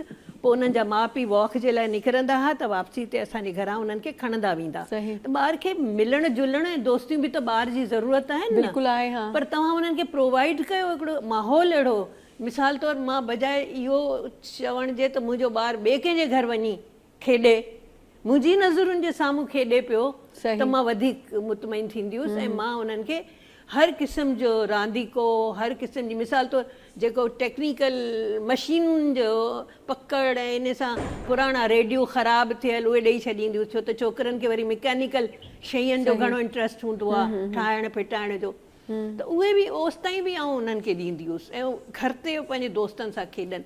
ऐं मां एतिरे हद ताईं ध्यानु रखंदी हुअसि त जीअं उन्हनि जो ॿारु मुंहिंजे ॿार सां हिकिड़ो ईअं थियो त मुंहिंजे घर ईंदा हुआ सभई, मुंहिंजे घर खेॾंदा हुआ, मानी खाईंदा हुआ, वापसी ते पंहिंजे माइटनि सां घर हलिया वेंदा। हिकिड़ो 2 भेरा ईअं थियो जो उन्हनि जो वॾो पुटु मुंहिंजे घर न आयो, किथे ॿिए हंधि हलियो वियो। यकीन कंदी मां पंहिंजे जी माण्हू औलाद जे लाइ सोचे थो। मां हुनजे पीउ खे चयो, मुंहिंजो कलीग हुयो, मूं चयो अदा थोरो ध्यानु रखो, तव्हांजो पुटु कंहिंसां हुनजी दोस्ती आहे, हू कंहिंजे घर वञे थो, अॼुकल्ह हू मुंहिंजे घर नथो अचे, हू कंहिं ॿिए जे घर वञे थो। तव्हां इहो बि ॾिसो त कहिड़े क़िस्म जा छोकिरा आहिनि जिन सां हाणे हुनजी दोस्ती आहे। त इहो जेको केयर करणु, पंहिंजे औलाद जो बि केयर करणु, पर पंहिंजे औलाद जा जेके दोस्त आहिनि उन्हनि सां बि ओॾे पंहिंजे औलाद वांगुरु प्यारु करणु ऐं उन्हनि खे बि नंढ वॾाई, हेठां ई मथां ई, चङाई बुराई जी सम्झ ॾियणु, इहा मां सम्झां थी इहा असां सभिनी जी जो फ़र्ज़ु आहे ऐं ज़िम्मेवारी आहे। त ईअं तव्हांजो समाज हिकिड़ो सुठो समाज थिए थो। ऐं हीउ जेको हिन तैयबा ॿुधायो त भई मिसाल तौरु तेज़ाब हारे था छॾीनि, छोकिरियुनि ते गोलियूं हणी मारे था छॾीनि, छोकिरियुनि खे उन्हनि खे रेप कनि था, इहो ॿ तरफ़ा ॾोह आहे। इन में ख़ुदि छोकिरी जी ट्रेनिंग उनजे माइटनि सही न कई आहे, ग़लति हथनि में उहा छोकिरी कीअं पइजी वई, एॾी बेवकूफ़ हुई, उनखे अकुलु ऐं सम्झ पंहिंजो कोन हो, छोकिरी खे पंहिंजो अकुल ऐं सम्झ बि त इस्तेमालु करिणो आहे न, कहिड़े क़िस्म जे छोकिरनि सां ऐं केतिरी हद ताईं पंहिंजी हद मुक़ररु करे माण्हू, ही मुंहिंजी हद आहे, इन हद खां ॿाहिरि मूंखे नाहे वञिणो। माना तव्हांखे पंहिंजी छोकिरी खे एतिरो शऊर ॾियणो आहे त उनखे जजमेंट हुजे त उनखे कहिड़नि माण्हुनि सां बिल्कुलु उहा हद हू ख़ुदि पंहिंजे लाइ मुक़ररु करे छोकिरी त ही मुंहिंजी हद आहे। बिल्कुलु अहिड़े नमूने सां छोकिरनि खे उनजा माइट जेको आहे चङाई बुराई, बाबा छोकिरी खे इनकार करे छॾियो दुनिया ख़तम न थी वई, सही दुनिया वॾी आहे, ॿियूं छोकिरियूं मिली वेंदियूं, पर छोकिरे में उहो ज़ब्त कावड़ खे कंट्रोल करणु, सही उन्हनि खे सेखारणु ऐं उनखे पॉज़िटिव साइड ते डाइवर्ट करणु, बिल्कुलु इहो सभु माइट करे सघे थो, बशर्ते कि उहो नंढपण खां वठी पंहिंजे ॿार खे सही नमूने सां ट्रेन करे त। बिल्कुलु हक़ीक़त आहे। ऐं समाज तव्हांजो हिकिड़ो आलिशान समाज थी सघे थो जंहिंमें इहे बुराइयूं न हुजनि। अच्छा, बिल्कुल ज़बरदस्त। तैयबा, बात यही हो रही थी कि जो जदीद दौर के हिसाब से आप भी महसूस करती हैं, आप भी बाहर काम करती हैं, हरासमेंट्स होती हैं या जिस तरह की भी वाक़यात आजकल की जो लड़कियां फेस करती हैं ना, तो इसका असल कसूरवार हम इसी सोशल मीडिया को दे सकते हैं या इसमें आपका अपना एक्ट कितना काउंट होता है? बात सारी ये है कि सोशल मीडिया को हम कसूरवार बाद में करार देंगे, पहले हम अपने आप को देखें। सही, क्योंकि सोशल मीडिया तक चीज तभी जाती है जब आप दोनों के बीच के मामला खराब होते हैं, और लड़का अगर नस्ली इंसान हो तो वो कभी भी आपको सोशल मीडिया पर आकर हैरेस नहीं करेगा, सही, ठीक है, आपकी इज्जत खराब नहीं करेगा, और जो भी मसले मसाइल होंगे वो आपस में हल होंगे। अगर लड़की ने इनकार कर दिया, इसका ये हरगिज मतलब नहीं आप उसको हैरेस करें, आप उसे रेप का निशाना बना दें, आप उसे एसिड का निशाना बना दें।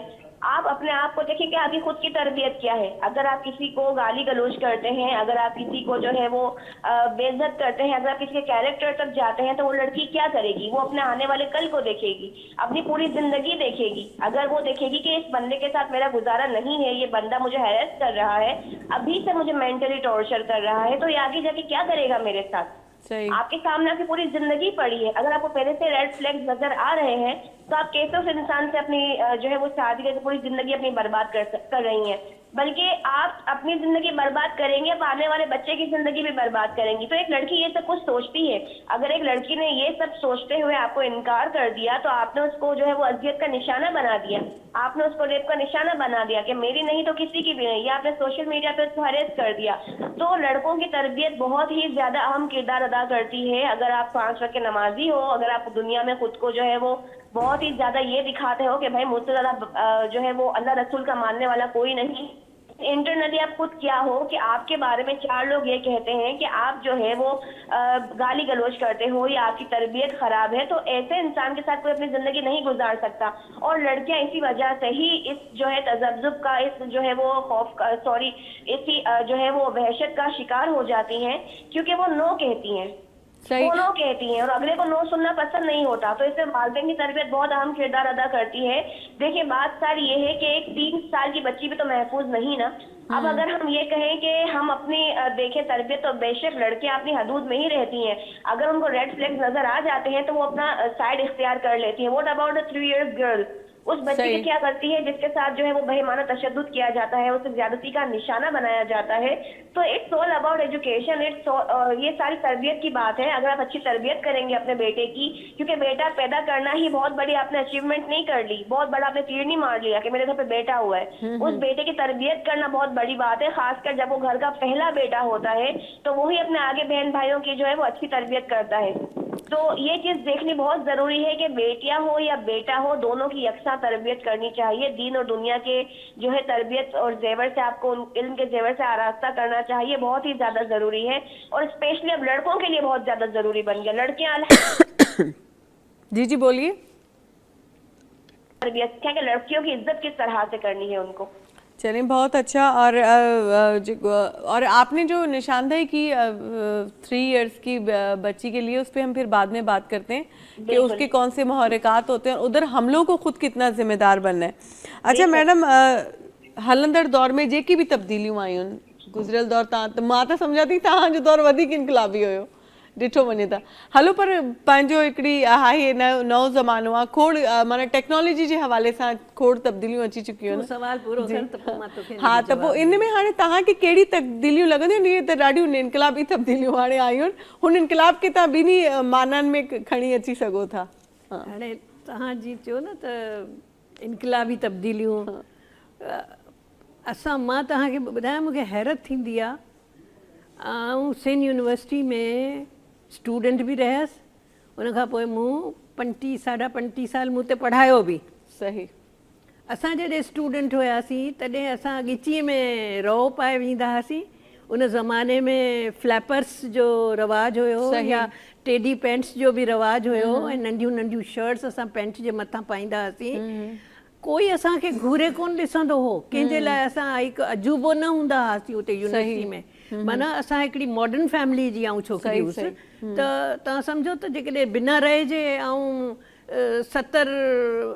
70s में आऊं वञा पई यूनिवर्सिटी में एज़ अ स्टूडेंट पढ़ण लाइ 72 ताईं, 73 में मूं मास्टर्स कंप्लीट कई पंहिंजी। त मां माण्हुनि जे लाइ अजूबो न हुअसि, मूंखे घूरे न ॾिसंदा हुआ। ऐं मां जॾहिं ख़ुदि लेक्चरर थियसि त I was just 24 years old जॾहिं मां लेक्चरर थी आहियां। जो उते घणा माण्हू पाण में शर्त रखंदा त स्टूडेंट आहे या टीचर आहे।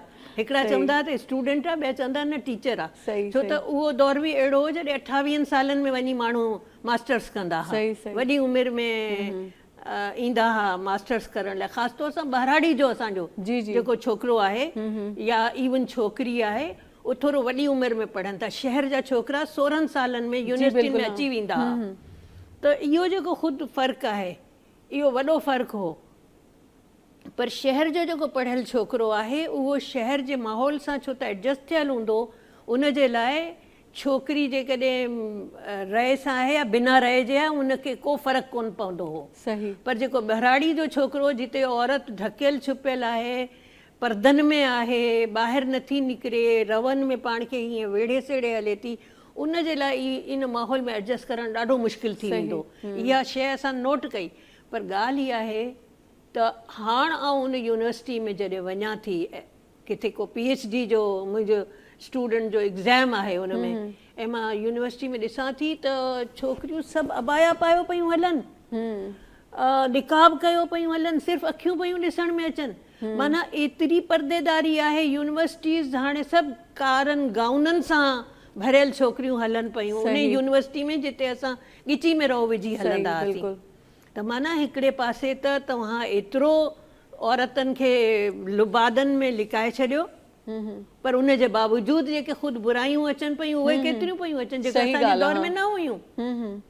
छो इहो थियो आहे? इहो जेको डाउनफॉल थियो आहे सोसाइटी जो, समाज में जेका इहा बुराई आई आहे, इहा छो आई आहे? ऐं सवेर मां हिकिड़ी ॻाल्हि कई, असां इन ॻाल्हि ते ॻाल्हाइण खां थोरो कंदा आहियूं, हिचकिचाहट महसूसु कंदा आहियूं।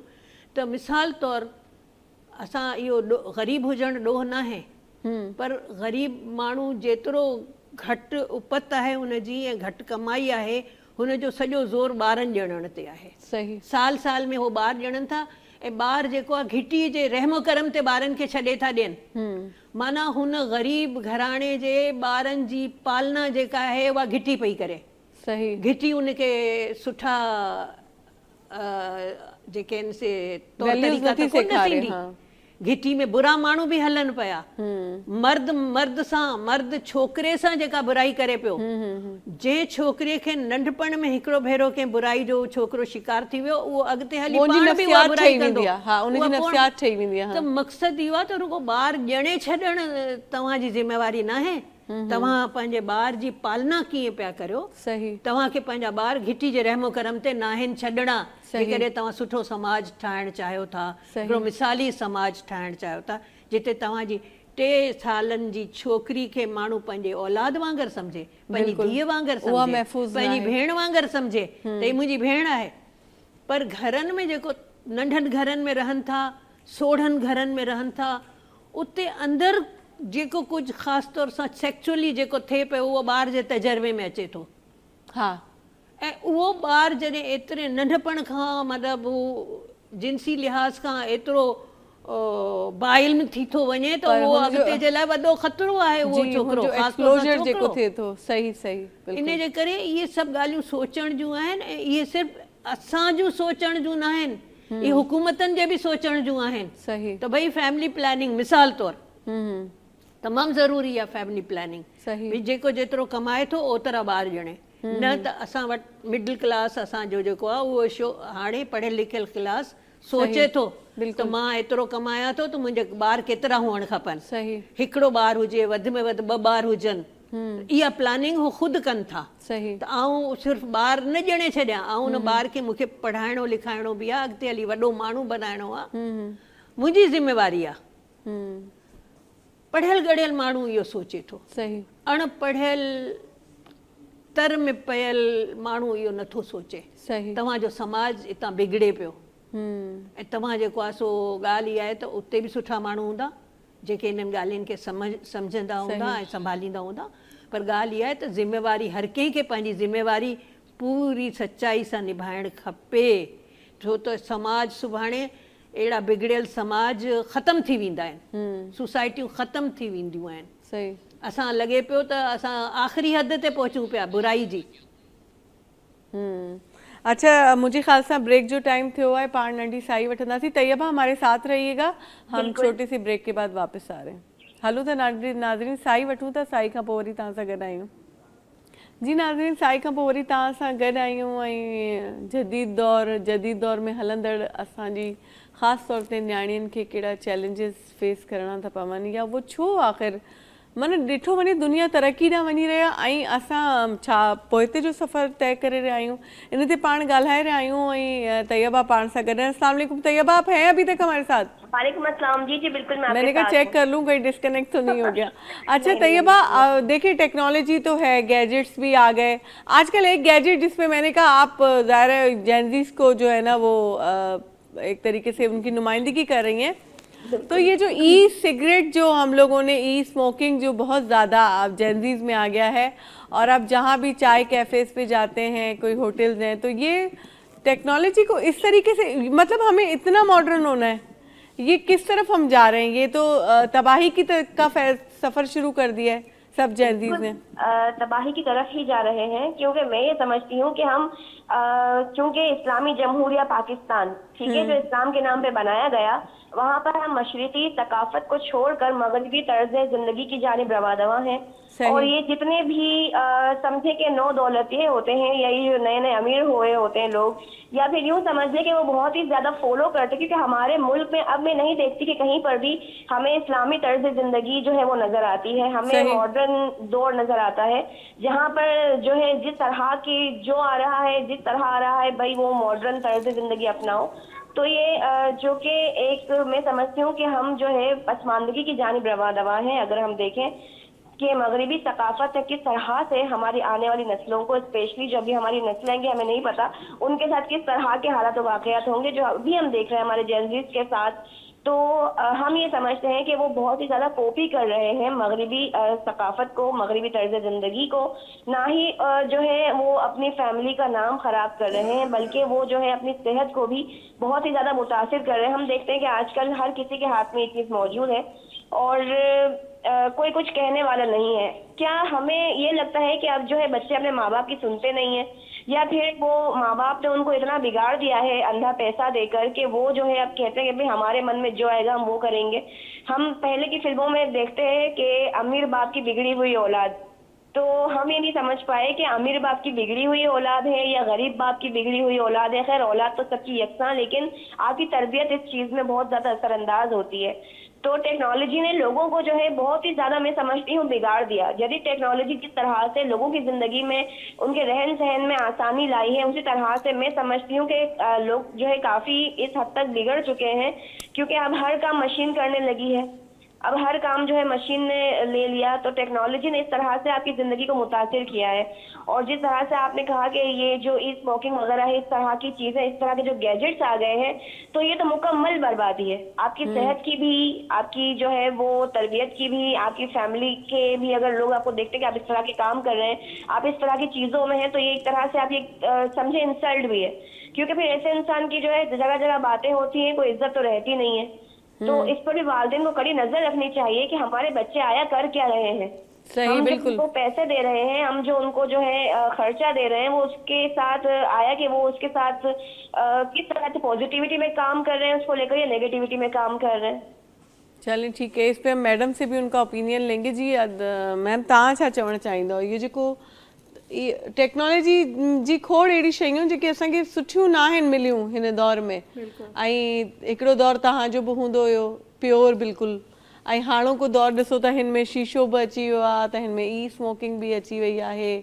ऐं असांजी सॼी सिंध में मां मेंशन कयां आइस जो जेको एॾो नशो वधी वियो आहे, न रुगो छोकिरनि में छोकिरियुनि में बि. नशो जॾहिं त बंदिश आहे असांजे मुल्क में, सही नशो वापराइण मना आहे, पोइ बि इहो नशो कीअं शहरनि में मुहैया थिए थो ऐं कीअं विकामजे थो, खुलेआम विकामजे थो या लिक छुप में विकामजे थो, पर माना कोई मज़बूत हथनि जे बिल्कुलु अंदर उहो सॼो धंधो कारोबार थी रहियो आहे न. सही बिल्कुलु. ऐं उन कारोबार में जेको कारोबार करे पियो उहो त कमाए पियो, पर हेठि असांजा नसुल जेके आहिनि ख़राब पिया थियनि, मरनि पिया. असांजा नौजवान जेके आहिनि से उन नशे जा आदी थी मरनि पिया, ग़लति हरकतूं कनि पिया, खून कतलाम, फुरूं धाड़ा, माण्हुनि खे अगवा करणु, इहे सभु इन करे जॾहिं नशो करिणो आहे त नशे जे लाइ पैसा किथां बि आणणा आहिनि, कहिड़े बि तरीक़े सां आणणा आहिनि. त ॻाल्हि इहा आहे त इहो ख़ुदि समाज सुधारिक जेके आहिनि, जेके सोशोलॉजी जा माहिर, जेके सोशल वर्क जा पढ़ियल लिखियल माण्हू, सोशल वर्क डिपार्टमेंट वारा, इन्हनि खे इन ते रिसर्च करणु खपे, इन ते उन्हनि खे वॾी तहक़ीक़ जी ज़रूरत आहे ऐं माण्हुनि जा बाक़ाइदा ट्रेनिंग्स थियणु खपनि इन जे लाइ. सही. त ऐं उन में ॾिसो, इन में बि घर जो ख़ुदि पंहिंजो जेको वॾो आहे उहो वॾो रोल प्ले करे सघे थो. मिसाल तौरु जेकॾहिं घर में कंहिं इहो वैप इस्तेमालु करणु शुरू कयो, बिल्कुलु, त टेक्नोलॉजी एॾी एडवांस आहे जो उन्हनि ऑनलाइन वञी ॾिठो त वैप जा नुक़सानात कहिड़ा आहिनि, उन मां कहिड़ियूं बीमारियूं पैदा पयूं थियनि. त ॿारनि खे उन्हनि पाण पंहिंजे सम्झायो त बाबा हीउ वैप जेको आहे तव्हांजी सिहत जो दुश्मन आहे ऐं तव्हांजे लाइ मौत जो परवानो लिखियलु आहे जहिड़ो वैप करण सां. त पोइ ॿार सम्झी था वञनि ऐं ॿारनि खे बल्कि इहो चइजे थो त तव्हां पाण थोरो ऑनलाइन सर्च कयो त कहिड़ी हीअ शइ केॾी ख़राबु आहे. त ॿार खे ख़ुदि सर्च करणु जेको आहे मोबाइल ते, उन्हनि एप्स में तव्हां जेकॾहिं माइट सम्झाईंदा, सेखारींदा, त अॼुकल्ह जा ॿार एॾा बाशऊर आहिनि जो इहो बि करे सघनि था. सही. ॻाल्हि इहा आहे त उन्हनि खे उहो रस्तो तव्हां रुगो ॾसियो. त ॻाल्हि हिकु असां ईअं कयूं, हेल्दी आर्गुमेंट करे तव्हां का बि वेड़ खटे सघो था. हिकिड़ो घण पासाओं इन समाज में बहितरी आणण जे लाइ घण पासाई महिनतनि जी ज़रूरत आहे, जंहिंमें हुकूमत इन्वॉल्व आहे. मूं समाज सुधारकनि जी ॻाल्हि कई, मूं माइटनि जी ॻाल्हि कई, उस्ताद इवन तव्हांजो जेकॾहिं उस्ताद ख़ुदि ख़राबु आहे त पोइ शागिर्द खे छा सेखारींदो, सही, या माइट ख़ुदि खरियल आहे त उहो पंहिंजे औलाद खे छा सेखारींदो. सही सही. त इन करे इहे हिकिड़ियूं घण पासायूं हचाऊं आहिनि असांजे मथां अची पयूं आहिनि. जीअं मूं तव्हांखे चयो त अॼु आऊं जेकॾहिं वञा थी यूनिवर्सिटी में त मूंखे रुगो कारे लिबास में अबायो पातल ऐं निकाब पातल छोकिरियूं ॾिसण में थियूं अचनि, पोइ बि ख़बर पए थी त छोकिरी जेका आहे सा कंहिं छोकिरे वटि फांसी पई हुई ऐं उन खां पोइ उन सुसाइड करे छॾियो. सही. या छोकिरे उनखे मारियो या उन छोकिरी पाण खे पाण मारे छॾियो. बिल्कुलु. हा. भई इहे ख़ुदि तबाहियूं बि त असां वटि अचनि पियूं ऐं एॾी पाबंदियुनि जे हूंदे अचनि पियूं. त माना शऊर जी घटिताई आहे. हा, माना जेकॾहिं इहो डिबेट कजे त बेपर्दगी ही माना जड़ आहे की अहिड़ी ॻाल्हि जी, त तंहिं दौर में त न थींदो हुयो. हा, छोकिरियूं हिते. मुंहिंजी ॾाॾी चवंदी हुई, मुंहिंजी ॾाॾी जॾहिं स्कूल पढ़णु वेंदी हुई, 1901 जी पैदाइश मुंहिंजी ॾाॾी हुई, स्कूल वेंदी हुई, शटल कॉक बुरको पाए वेंदी हुई, पेरनि में जोराब, हथनि में दस्ताना पाए वेंदी हुई. सम्झो, एॾी ढकियल छुपियल उन दौर में मुंहिंजी ॾाॾी जी एज जी औरत पर पढ़े पई. अॼु जी छोकिरी वरी इहो ई दस्ताना बि पाए थी, जोराब बि पाए थी, सिर्फ़ु अखियूं उन जूं ॾिसण में पयूं अचनि, पर समाज जी जेका बुराइयूं आहिनि कीअं सरत सां, कीअं तेज़ी सां वधी रहियूं आहिनि.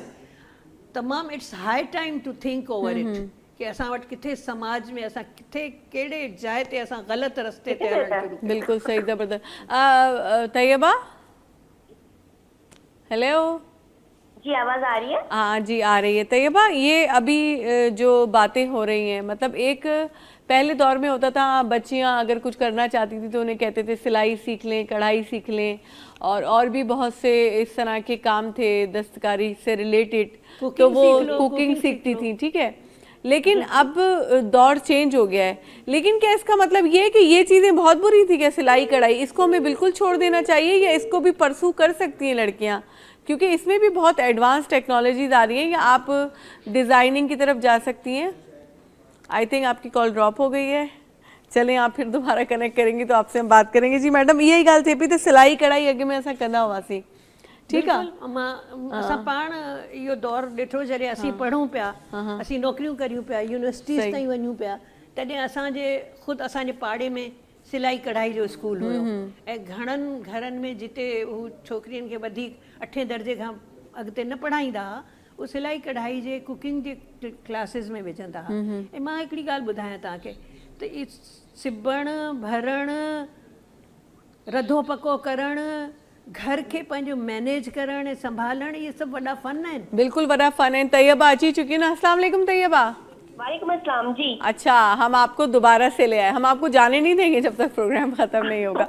अच्छा तैयबा, बात ये हो रही थी कि सिलाई कढ़ाई जैसे पहले होता था, हम लोग की अम्मियाँ दादियाँ सीखती थी और बहुत एक अच्छा हाथ का हुनर था। अब आजकल की बच्चियां अगर पढ़ रही हैं तो उनको अगर इस तरफ डाइवर्ट किया जाए, जबकि मैं नहीं समझती इतना बुरा है, ये भी एक एक्स्ट्रा स्किल्स है ना जो आपको आने चाहिए। हुनर आपके हाथ में है, सुबह को आपको कहीं जाना है, रात में आपने अपना जोड़ा जो है ना सी के तैयार कर दिया, तो ये बुरी चीज़ तो नहीं है। लेकिन आजकल अगर हम किसी को बोलते तो वो कहते हैं अब हम ये करेंगे, अब हम ये सीखेंगे। तो इस चीज़ को इतना मायूब क्यों आजकल के जेनजी समझते हैं कि नहीं ये काम अब बहुत ओवररेटेड हो गई, हमें नहीं करने चाहिए। यहाँ पर बात एक दफा फिर आ गई कि अगर आपकी वालदा आपकी तरबियत पहले वाली नानी दादियों वाली करती है ना, तो आप जो है वो मना नहीं करते। मैं अपना वाकया बताऊं, मेरी जो 2 महीने की छुट्टियां थी तो मुझे मेरी अम्मी ने कहा था कि तुम्हें सिलाई सिखाने ले जा रही हूँ। मैंने बहुत मुंह बनाए थे उस टाइम पर, और मेरी अम्मी, मुझे याद है कि मेरे मोटे मोटे गाल हुआ करते थे उस टाइम पर। जब मैं 7-8 क्लास में थी, मेरी अम्मी मेरा गाल खींच के मुझे लेके गई थी बाजी के पास, तो उन्होंने मुझे सिलाई कढ़ाई वहां पर बैठ के सिखवाई, बाजी के पास मेहंदी लगाई, मेहंदी भी सिखाई मेरी अम्मी ने मुझे। और जो है मैं समझती हूँ कि बहुत ही खूबसूरत हुनर है, क्योंकि जब मेरी नानी की बरसी थी, रातों रात बैठ के मैंने अपना ड्रेस सिया है। सुबह संडे था और रातों रात अपना ड्रेस सीकर सुबह मैंने वो अपना ड्रेस पहना है। सही। तो इतना खूबसूरत हुनर है, मैं कहती हूँ कि ये हुनर तो आजकल की लड़कियों को भी आना चाहिए। अगर आप देखें तो बहुत ज्यादा आजकल की लड़कियां हैं इन चीजों में, वो मेहंदी बहुत अच्छी लगा लेती हैं, क्योंकि जब से हम डिफरेंट पार्लर्स की मेहंदियां देखते हैं तो लड़कियां वो मेहंदियां भी ट्राई करती हैं, घर में लगा रही होती हैं। ऐसा नहीं कि वो बिल्कुल इस चीज से दूर हो गई है। जिनका अपना अपना शौक हो, किसी को अगर सिलाई का शौक है वो सिलाई भी कर रही है, हमें अपना बुटीक ओपन करना है, किसी को अगर शौक हो वो मेहंदी भी लगाती है। लेकिन मैं ये देखती हूँ कि आजकल की जो लड़कियां हैं वो मैक्सिमम 100 में से 75% जो है वो बिल्कुल इन चीजों से दूर हो चुकी हैं। किस वजह से कि हम जो है ये नहीं करेंगे। हमें तो डिजिटल मार्केटिंग सीखनी है, हमें स्किल्स सीखनी है, हमें जो है वो आईटी कोर्स करना है, या हमें फिर जो है ये करना है, वो करना है। मतलब कि वो डिजिटल लिटरेसी की जानिब ज्यादा जो है रमा दमा है। शायद उन्हें इस चीज में ज्यादा फील होता है कि इस फील्ड में ज्यादा पैसा है, हम क्यों बैठ के सिलाइयां करती रहे, खानदान के कपड़े सीती रहे, बहन भाइयों के कपड़े सीती रहे। तो शायद एक वजह ये भी है कि उनका इंटरेस्ट जो है इस चीज से हट गया है। शायद उन्होंने अपनी वालदा को या अपनी नानी दादियों को बहुत ज्यादा मेहनत करते देख लिया है कि वो कपड़े सीती थी, तो नंदों के सी लिए, तो सास के सी लिए, बहनों के सी लिए, तो किसी के भी कपड़े सी लिए। तो शायद ये भी एक वजह है कि उनका इंटरेस्ट इस चीज से थोड़ा सा कम हो गया है। लेकिन मैं ये समझती हूँ कि आजकल की लड़कियां इन चीजों से बहुत पीछे हैं। पहले अगर हम किसी के लिए लड़की देखने जाते थे तो लोग उससे आपने सिलाई सीखी है, कढ़ाई सीखी है, मेहंदी सीखी है, चूल्हा हांडी आता है। लेकिन अब के दौर में ये सवाल भी जो है लेस हो चुके हैं। मतलब कि अब आप ये पूछते हैं कितना पढ़ा है, कौन सी स्किल सीखी है आपने, क्या कर लेती हो। लेकिन कुकिंग उसमें आज भी शामिल है कि कुकिंग का वो लाजमी पूछती हैं। तो इसमें भी काफी, जैसे मैम ने कहा, तरबियत का काफी किरदार है। तो अगर माँ बाप, अगर वालदा अपनी बेटी को ये चीजें सिखाएगी कि बेटा नहीं, तुमने तालीम हासिल करी है, तुम हुनर भी सीखो, तो लड़कियों का इस तरफ इंटरेस्ट, इस तरफ रुझान बढ़ेगा लड़कियों का कि नहीं, हमारी वालदा ने कहा है कि ये हुनर है तो हमें ये सीखना है। जैसे मुझे मेरी अम्मी लेकर गई थी कि नहीं, ये करना ही होगा तुम्हें, ये तो बेसिक चीज है, हुनर आना चाहिए आपको। सही।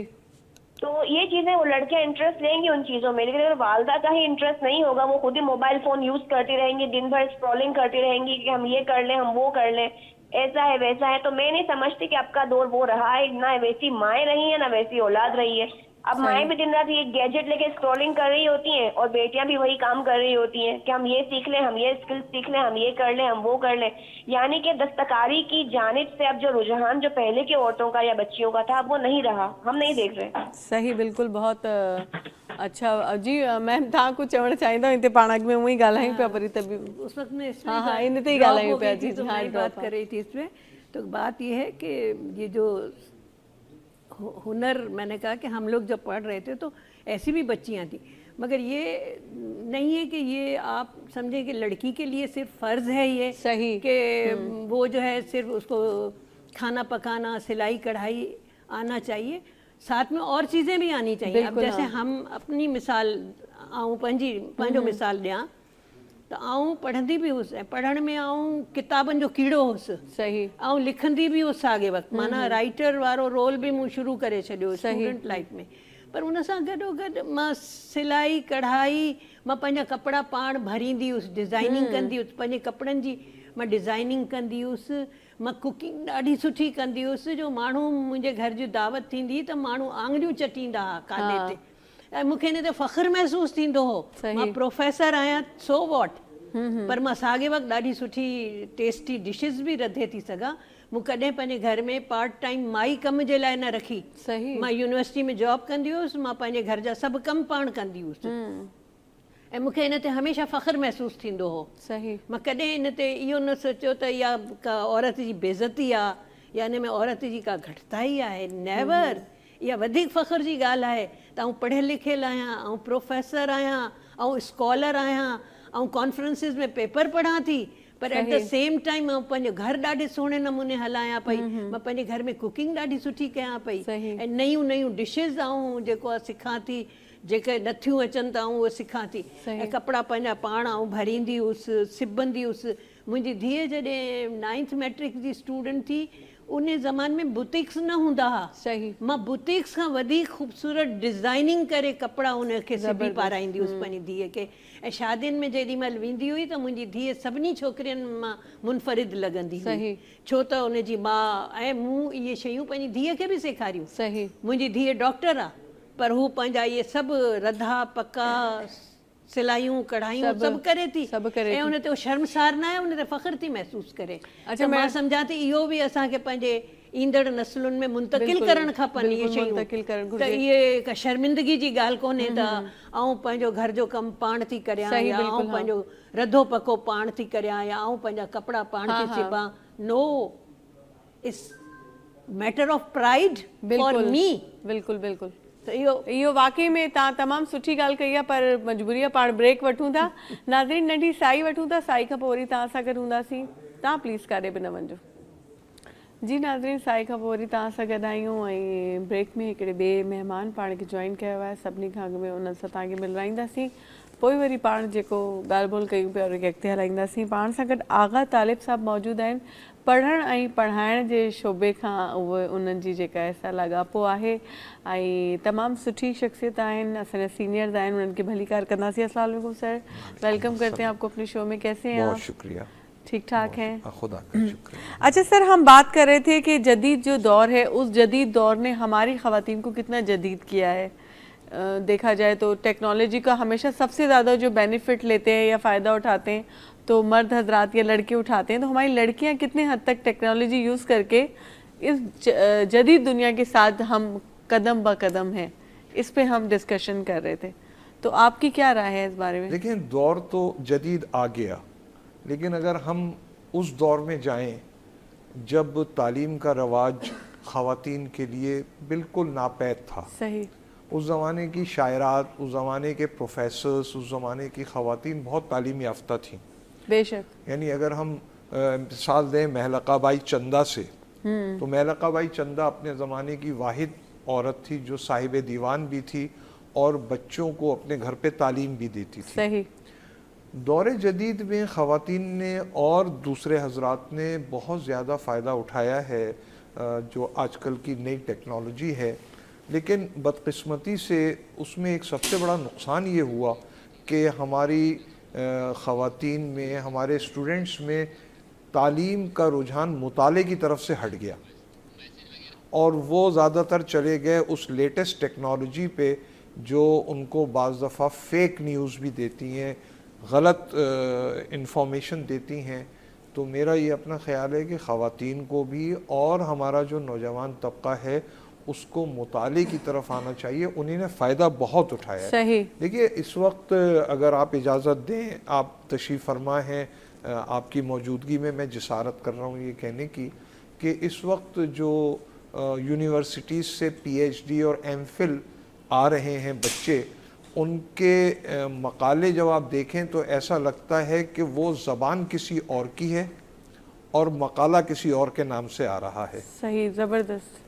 یہ چیز نہیں ہونا چاہیے ہے۔ مقالہ پڑھ کے، مضمون پڑھ کے ہمیں یہ محسوس ہونا چاہیے ہے کہ ہاں یہ جس بچے نے یا جس لڑکے نے لکھا ہے یہ اسی کا مقالہ ہے۔ صحیح، زبردست۔ اصل ایجوکیشن وہ ہے، اصل تعلیم وہ ہے۔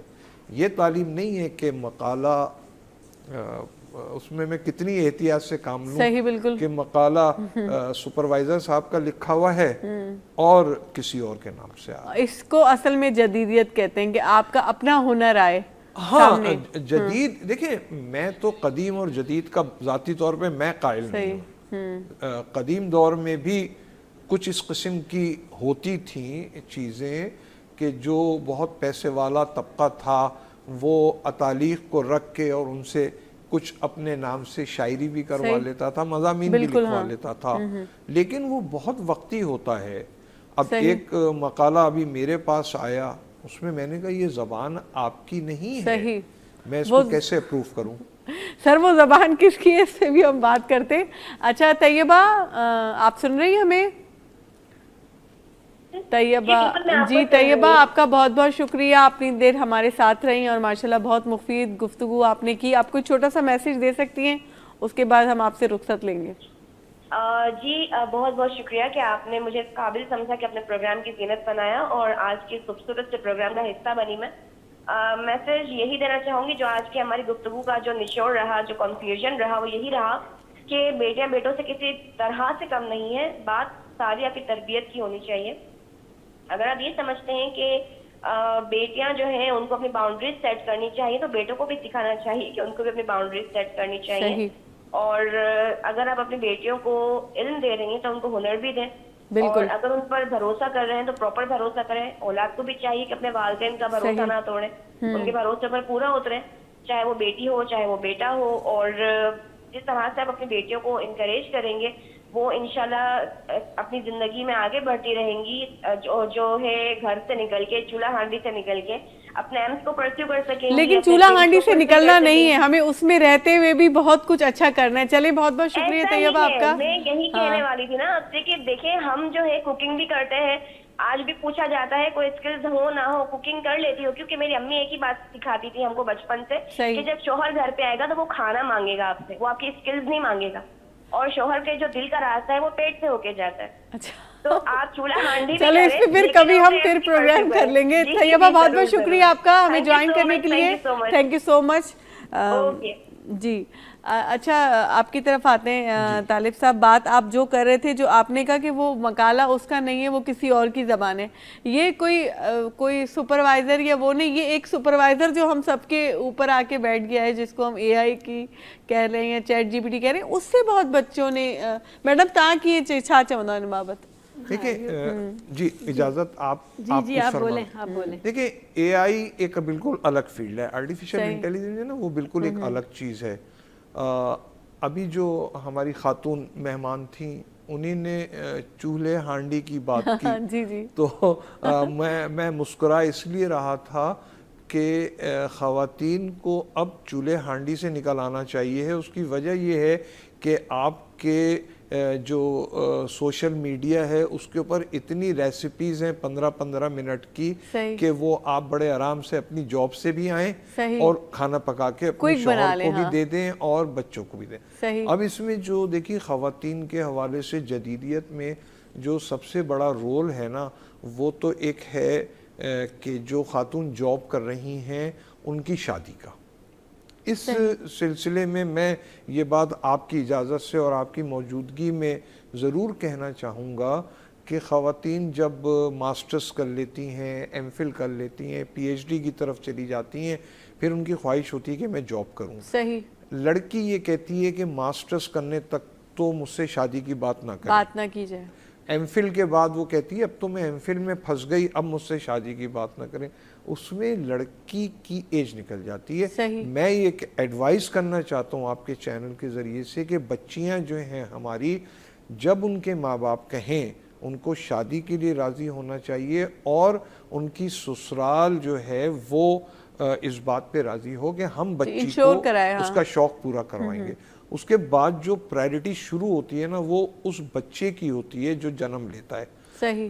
وہ اس کی تربیت بہت ضروری ہے, اور بچے کی تربیت ماں کی گود ہوتی ہے, سب سے اہم ماں کی گود ہوتی ہے.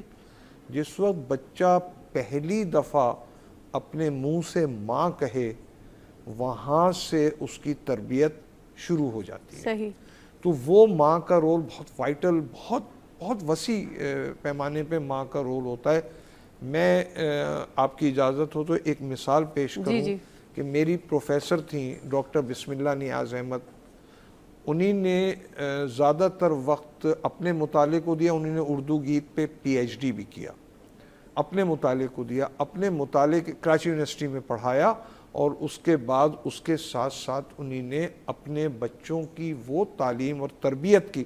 دیکھیں تعلیم تو اداروں میں ہو جاتی ہے, صحیح, تربیت ماں کی ہوتی ہے. اور یہ کوئی ضروری نہیں ہے کہ بچہ بہت اچھی صحبت میں بیٹھے تو اس کی تربیت ہوگی.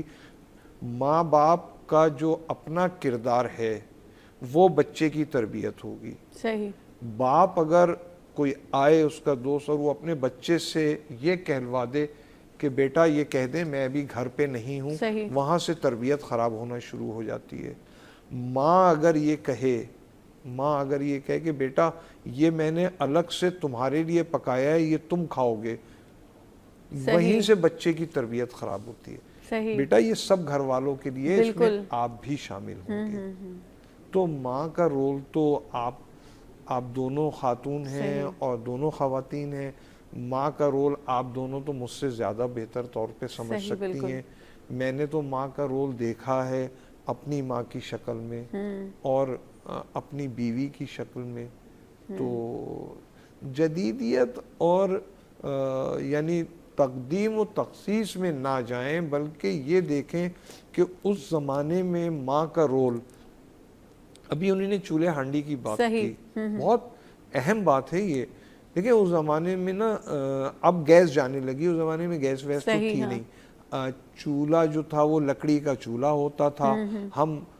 میں انٹیریئر سندھ بہت ٹریول کرتا ہوں. صحیح.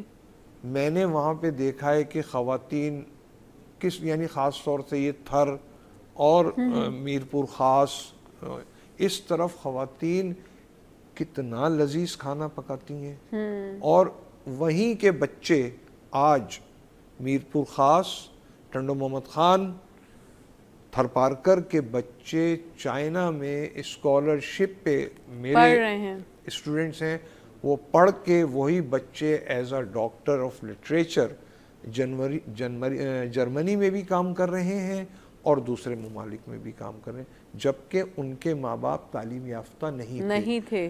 وہ نتیجہ جو ہے نا جرمنی میں کام کرنے کا اور اس ماں نے جو کھانا پکایا, اس کھانے کی تاثیر یہ ہے کہ آج وہ کامیاب ہیں. تعلیم, ماں کے پاس تعلیم نہیں تھی, باپ کے پاس تعلیم نہیں تھی.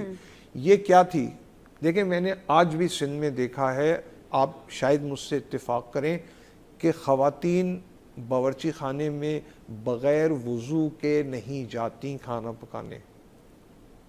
جب وہ باوضو ہو کے کھانا پکائیں گی تو اس میں تاثیر تربیت کی یقیناً آئے گی. بالکل, بے شک. ہماری زندگی میں اس کا ایک بہت اہم رول ہے. وہ مائیں تعلیم یافتہ نہیں تھیں. میں نے چندہ بائی کا یعنی حوالہ دیا, وہ تعلیم یافتہ تھیں. قدیم زمانہ تھا, 1800 کی خاتون ہیں وہ, لیکن یہ تو آج کے ہمارے جدید دور کی خواتین ہیں جو تعلیم یافتہ نہیں ہیں, صحیح, لیکن ان کے بچے انتہائی کامیاب ہیں. میں نے آج تک ان بچوں کے منہ سے کوئی ایسا لفظ نہیں سنا دوران گفتگو جو معیار سے گرا ہوا ہو.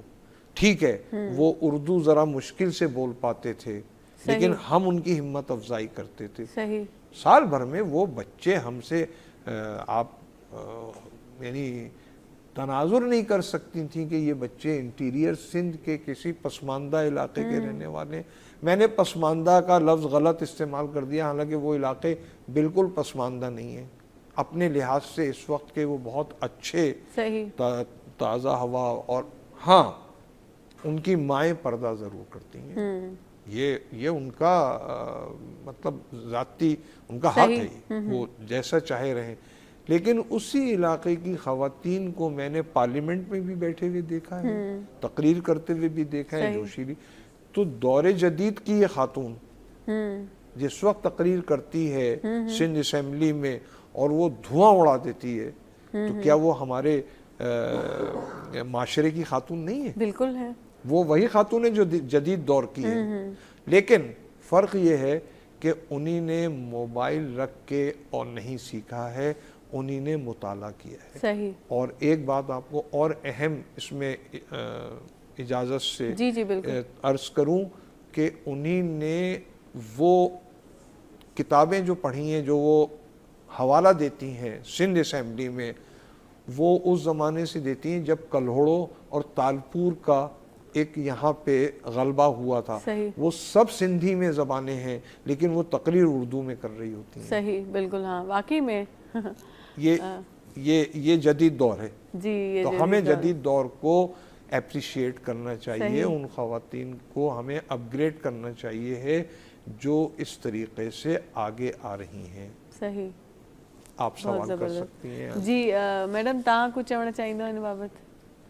सुठी ॻाल्हि कई. अधे जेको ख़ासि तौर सां थर जे हवाले सां, मीरपुर ख़ासि, टंडो मोहम्मद ख़ान, माना सिंध जेका वॾनि शहरनि खां ॿाहिरि जेका सिंध आहे, जेका नंढनि शहरनि में या ॻोठनि में आबाद आहे, उते जा माण्हू उन्हनि वटि जेके शहरी सहूलियतूं आहिनि उहे न आहिनि. सही, उहो चौरनि में रहनि था, कखनि काननि जे घरनि में रहनि था, पर उन्हनि पंहिंजे ॿारनि जी तरबियत अहिड़ी कई आहे जो जीअं हिननि चयो त चाइना मां ऐं जर्मनी मां पढ़नि पिया, उते नौकरियूं कनि पिया.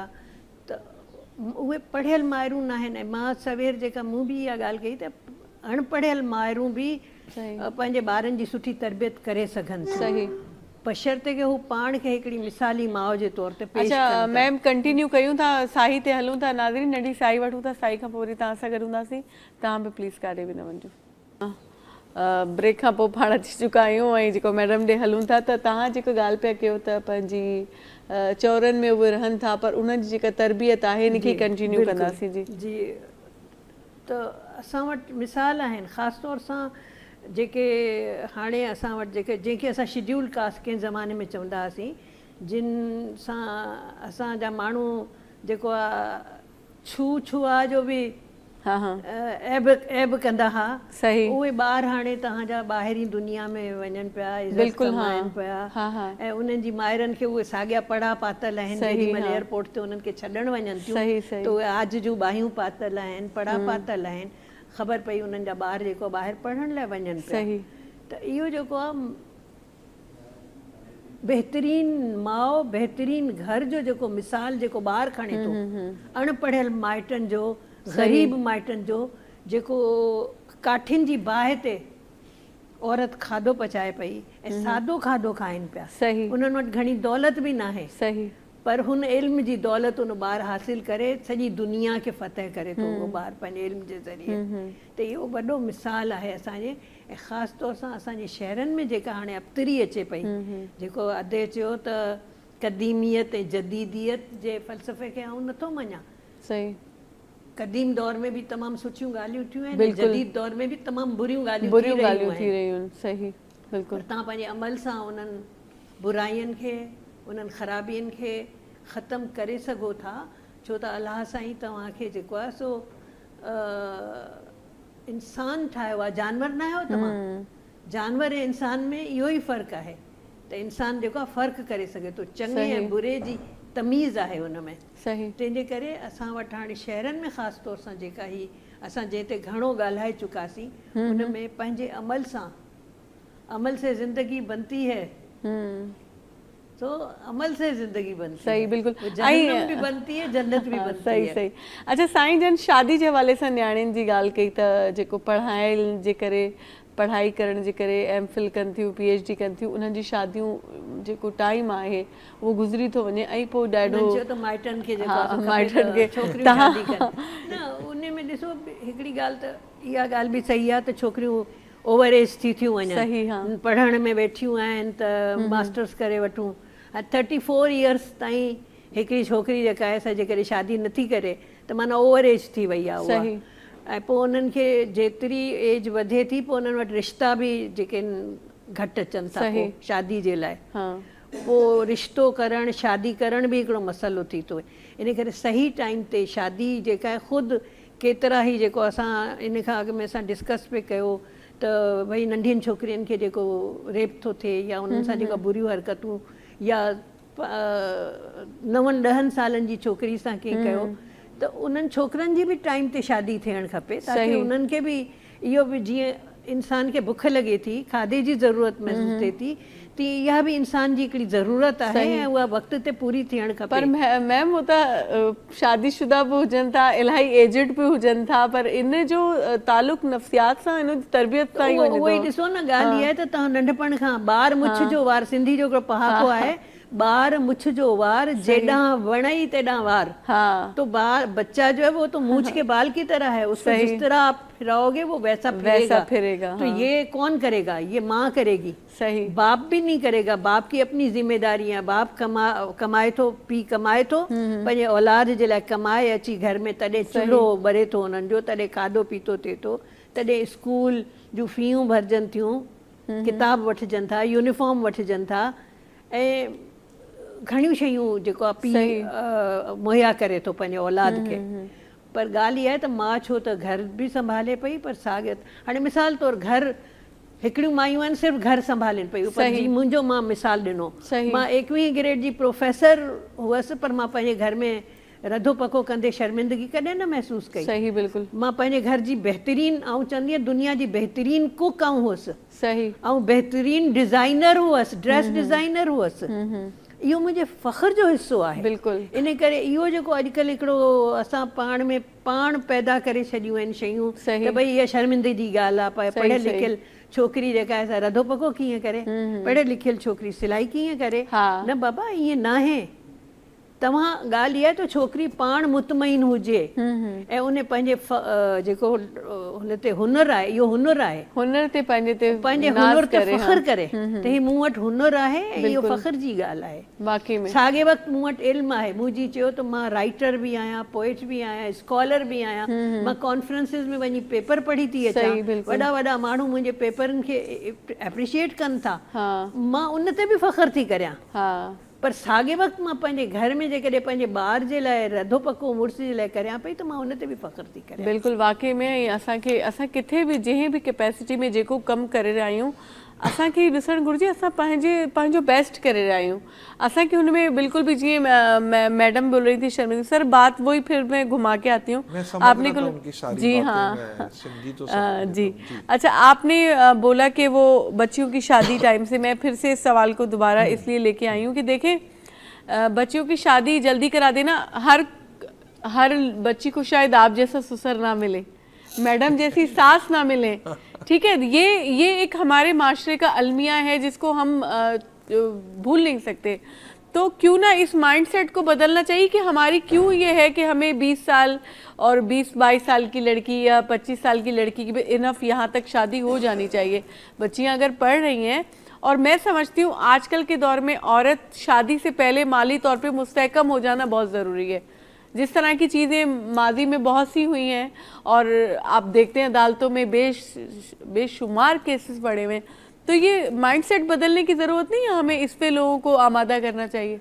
देखिए इस दौर में अब जो हजरात और जो ख़वातीन हैं وہ پہلے ہی بہت زیادہ ذہنی تناؤ کا شکار ہیں. صحیح. اچھا, عورت کی ایک ایج ہوتی ہے شادی کی, یہ بالکل ایک یعنی گلوبل فینومینا ہے. صحیح. ٹھیک ہے نا, کہ لڑکی کی ایک ایج ہوتی ہے, لیکن اب مائنڈ سیٹ بدل رہا ہے. صحیح. لڑکی اپنے آپ کو بھی معاشی طور پہ خوشحال دیکھنا, انڈیپینڈنٹ ہونا پسند کرتی ہے, اور وہ یہ چاہتی ہے کہ میرا شوہر بھی تعلیم میں اگر مجھ سے بہتر نہیں تو میرے برابر تو ہو. صحیح. بالکل. جب لڑکی شادی کے قابل ہوتی ہے تو وہ بھی اپنے ماں باپ سے یہ سوال کرتی ہے کہ کیا میرا شوہر اتنا تعلیم یافتہ ہے تو میرا مائنڈ سیٹ اور میرا جو مزاج ہے اس سے مل سکے گا. صحیح. لیکن یہ بھی کوئی ضروری نہیں ہے. ماضی میں اور حال میں ہمارے پاس ایسی بہت ساری مثالیں ہیں کہ لڑکی پی ایچ ڈی ہے اور لڑکے نے ماسٹرز کیا ہے, صحیح. اور دونوں بہت اچھی خوشحال زندگی گزار رہے ہیں. لیکن یہاں پہ میں یہ کہنا بہت ضروری سمجھوں گا کہ آپ اگر اپنے ارد گرد دیکھیں تو اصل میں مسئلہ شادی کا نہیں ہے, یہ تو ہم نے ایک مثال قائم کی ہے. اصل مسئلہ ہے کہ ہمارا معاشرہ, مجھے افسوس سے کہنا پڑ رہا ہے کہ ہمارا معاشرہ تعلیم یافتہ لڑکی کو قبول کرے, تعلیم یافتہ لڑکی کی ایکسیپٹنس آئے. جی جی بالکل. یہ اس کے اندر ہمیں تھوڑی سی تبدیلی لانے کی ضرورت ہے. یعنی لڑکے, اچھا اس میں لڑکی کا بھی ایک بہت بڑا رول ہے. صحیح. کہ بہت زیادہ تعلیم, یعنی ہم اپنے ماحول میں کراچی میں یا پاکستان میں, بلکہ پاکستان, انڈیا, بنگلہ دیش اور اس قسم کے جو تیسری دنیا کے لوگ ہیں, یہاں پہ ہم پی ایچ ڈی کو بہت زیادہ تعلیم یافتہ سمجھتے ہیں, جبکہ دوسرے ممالک میں, ترقی یافتہ ممالک میں پی ایچ ڈی جو ہے وہ پہلا اسٹیپ ہے آگے جانے کے لیے. صحیح. پہلا اسٹیپ ہے آگے جانے کے لیے. لیکن اس پہلے اسٹیپ پہ لڑکی کو بھی اپنے مزاج میں توازن برقرار رکھنا چاہیے ہے کہ اس لڑکی میں معاشرے کے جو لوگ ہیں ان کی ایکسیپٹنس اس میں ہونا چاہیے ہے. دیکھیں, جہاں تک سوال ہے,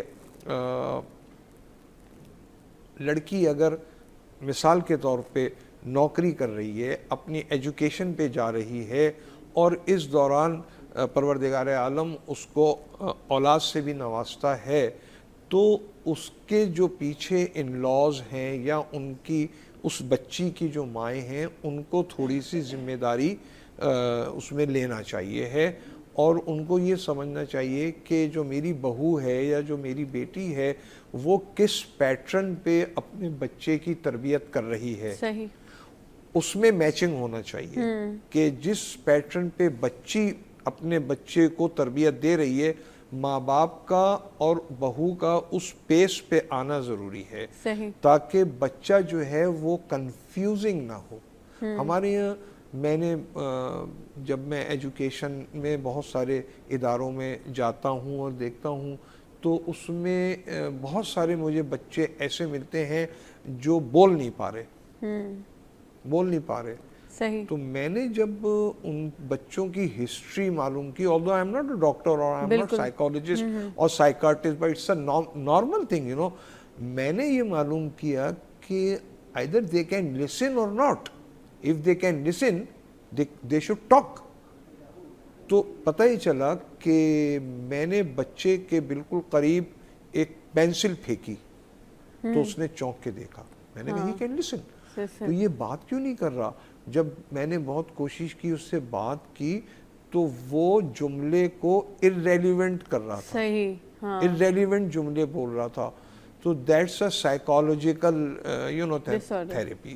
He needs the speech therapy. صحیح. autism کے speech therapy کے لیے آپ کو ایک psychologist کی ضرورت ہوتی ہے. صحیح. میرا ماننا یہ ہے, جو میرا تجربہ ہے, میں پھر خواتین کی ایجوکیشن کی طرف آ جاؤں گا, کہ اس بچے کو اسپیچ تھیراپی سب سے بہتر عورت دے سکتی ہے, اور وہ بچی دے سکتی ہے جس نے اپنے بچے کو جنم دیا ہے. صحیح. بالکل ٹھیک ہے نا.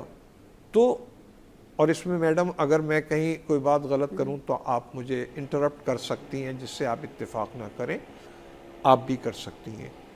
لیکن میرا کہنا یہ ہے کہ اس بچے کو بہترین اسپیچ تھیراپی وہ عورت دے سکتی ہے جو سائیکالوجسٹ ہے، جس نے کہ چلڈرن ایجوکیشن سائیکالوجی میں کوئی بھی ڈگری حاصل کی ہے۔ تو دیکھیں ہماری جو قوم ہے اس کی معمار تو عورت ہے۔ میں کوئی کامیاب انسان نہیں ہوں، میں اپنے آپ کو بہت زیادہ کامیاب انسان نہیں سمجھتا ہوں۔ اس کی دو وجوہات ہیں۔ ایک وجہ یہ ہے کہ میں نے اپنے آپ کو، جیسا آپ بھی یہ فرما رہی تھیں ہماری میڈم، کہ مرد تو کمانے میں لگا رہتا ہے، صحیح ہے نا۔ مجھے آج یہ فیل ہوتا ہے کہ میں کیا چیز لیک کر رہا ہوں اپنی لائف میں، کہ جب وہ وقت تھا کہ جب مجھے اپنے بچوں کے بچپنے اور گروئنگ ایج کو انجوائے کرنا چاہیے تھا، وہ میری بیوی انجوائے کر رہی تھی۔ میں اپنے کام میں لگا ہوا تھا، میں رات کو تھکا ہوا آیا، بچوں کو لٹایا، لیکن ماں کی گود جو ہے نا، وہ صبح اٹھ کے بچے کو کلمہ سناتی ہے، ٹھیک ہے نا، بچے کو دن بھر کا روٹین بتاتی ہے، اور اس کو مینٹلی اسکول گوئنگ چائلڈ بناتی ہے، ہے نا۔ میں نے اس چیز کو مس کیا۔ میں نے اس وقت بچوں پہ دھیان دیا جب وہ میٹرک میں آ گئے، انٹر میں آ گئے، تو میری بیوی نے کہا بھائی اب آپ، اچھا میری بیوی نے نہیں بلکہ میری بیوی جیسی خواتین بہت ساری، although my wife is good، لیکن اس وقت انہوں نے میرے حوالے، میں نے اس وقت کہا ہاں بھائی اب یہ بچے بڑے ہو گئے، اب مجھے احساس ہوا، لیکن مجھے اس وقت بھی یہ احساس ہو گیا تھا کہ یہ ایک بہترین گوشت سے نکل کے میرے بچے آئے ہیں۔ بالکل، واقعی میں نو ڈاؤٹ آپ نے بہت اچھی پوائنٹ اتھاری۔ جیکو آسو ٹائم جیکو آسو ہمارا پتہ نہیں کیوں بھاگنا شروع ہو گیا، تو آپ دونوں سے میسج اچھا سے لیں گے۔ میم اکبر تاں کو میسج جو سچو بس وہ تو ہم نے جو باتیں کی اس میں اتنے سارے میسیجز تھے سماج کے لیے، کہ ہم ایک اچھا سماج بنانے کے لیے ہر کسی کو اپنی اپنی طور پر اپنی ذمہ داریاں پوری کرنی چاہیے، اور ماں جی پنجی ذمہ واریوں ہیں، پی جو پنجی ذمہ واریوں ہیں، استاد جی پنجی ذمہ واری ہے، استاد کے اساں بریو ذمہ نتھا کرائے سگوں، چھو تو شاگرد جی اپ برنگنگ میں जेको मेंटर आहे उन जो वॾो रोल हूंदो आहे, घणो करे उस्ताद मेंटर हूंदो आहे।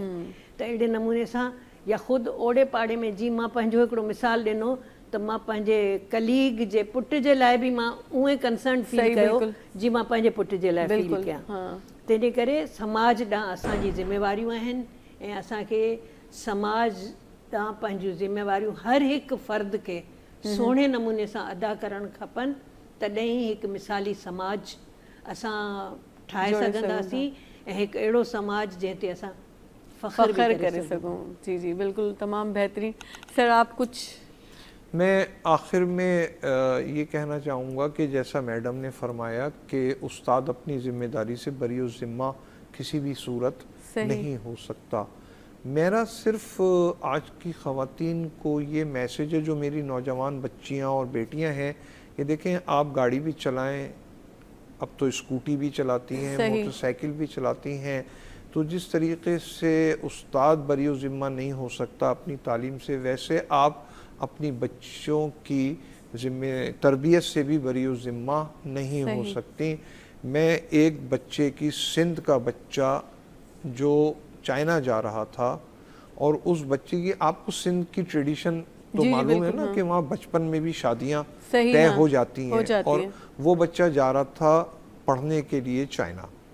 तो उसने मुझसे ये ख्वाहिश जाहिर की कि सर आप अगर मेरे गांव आएँ तो जब मैं जाऊं तो एक हमारे साथ दावत, और वो मेरा लास्ट होगा वो। मैं जब वहाँ गया तो वहाँ की जो उसकी ससुराल थी, उसकी ख़वातीन बहुत खुश थीं। इसका मतलब है कि उनमें तालीम का शऊर था।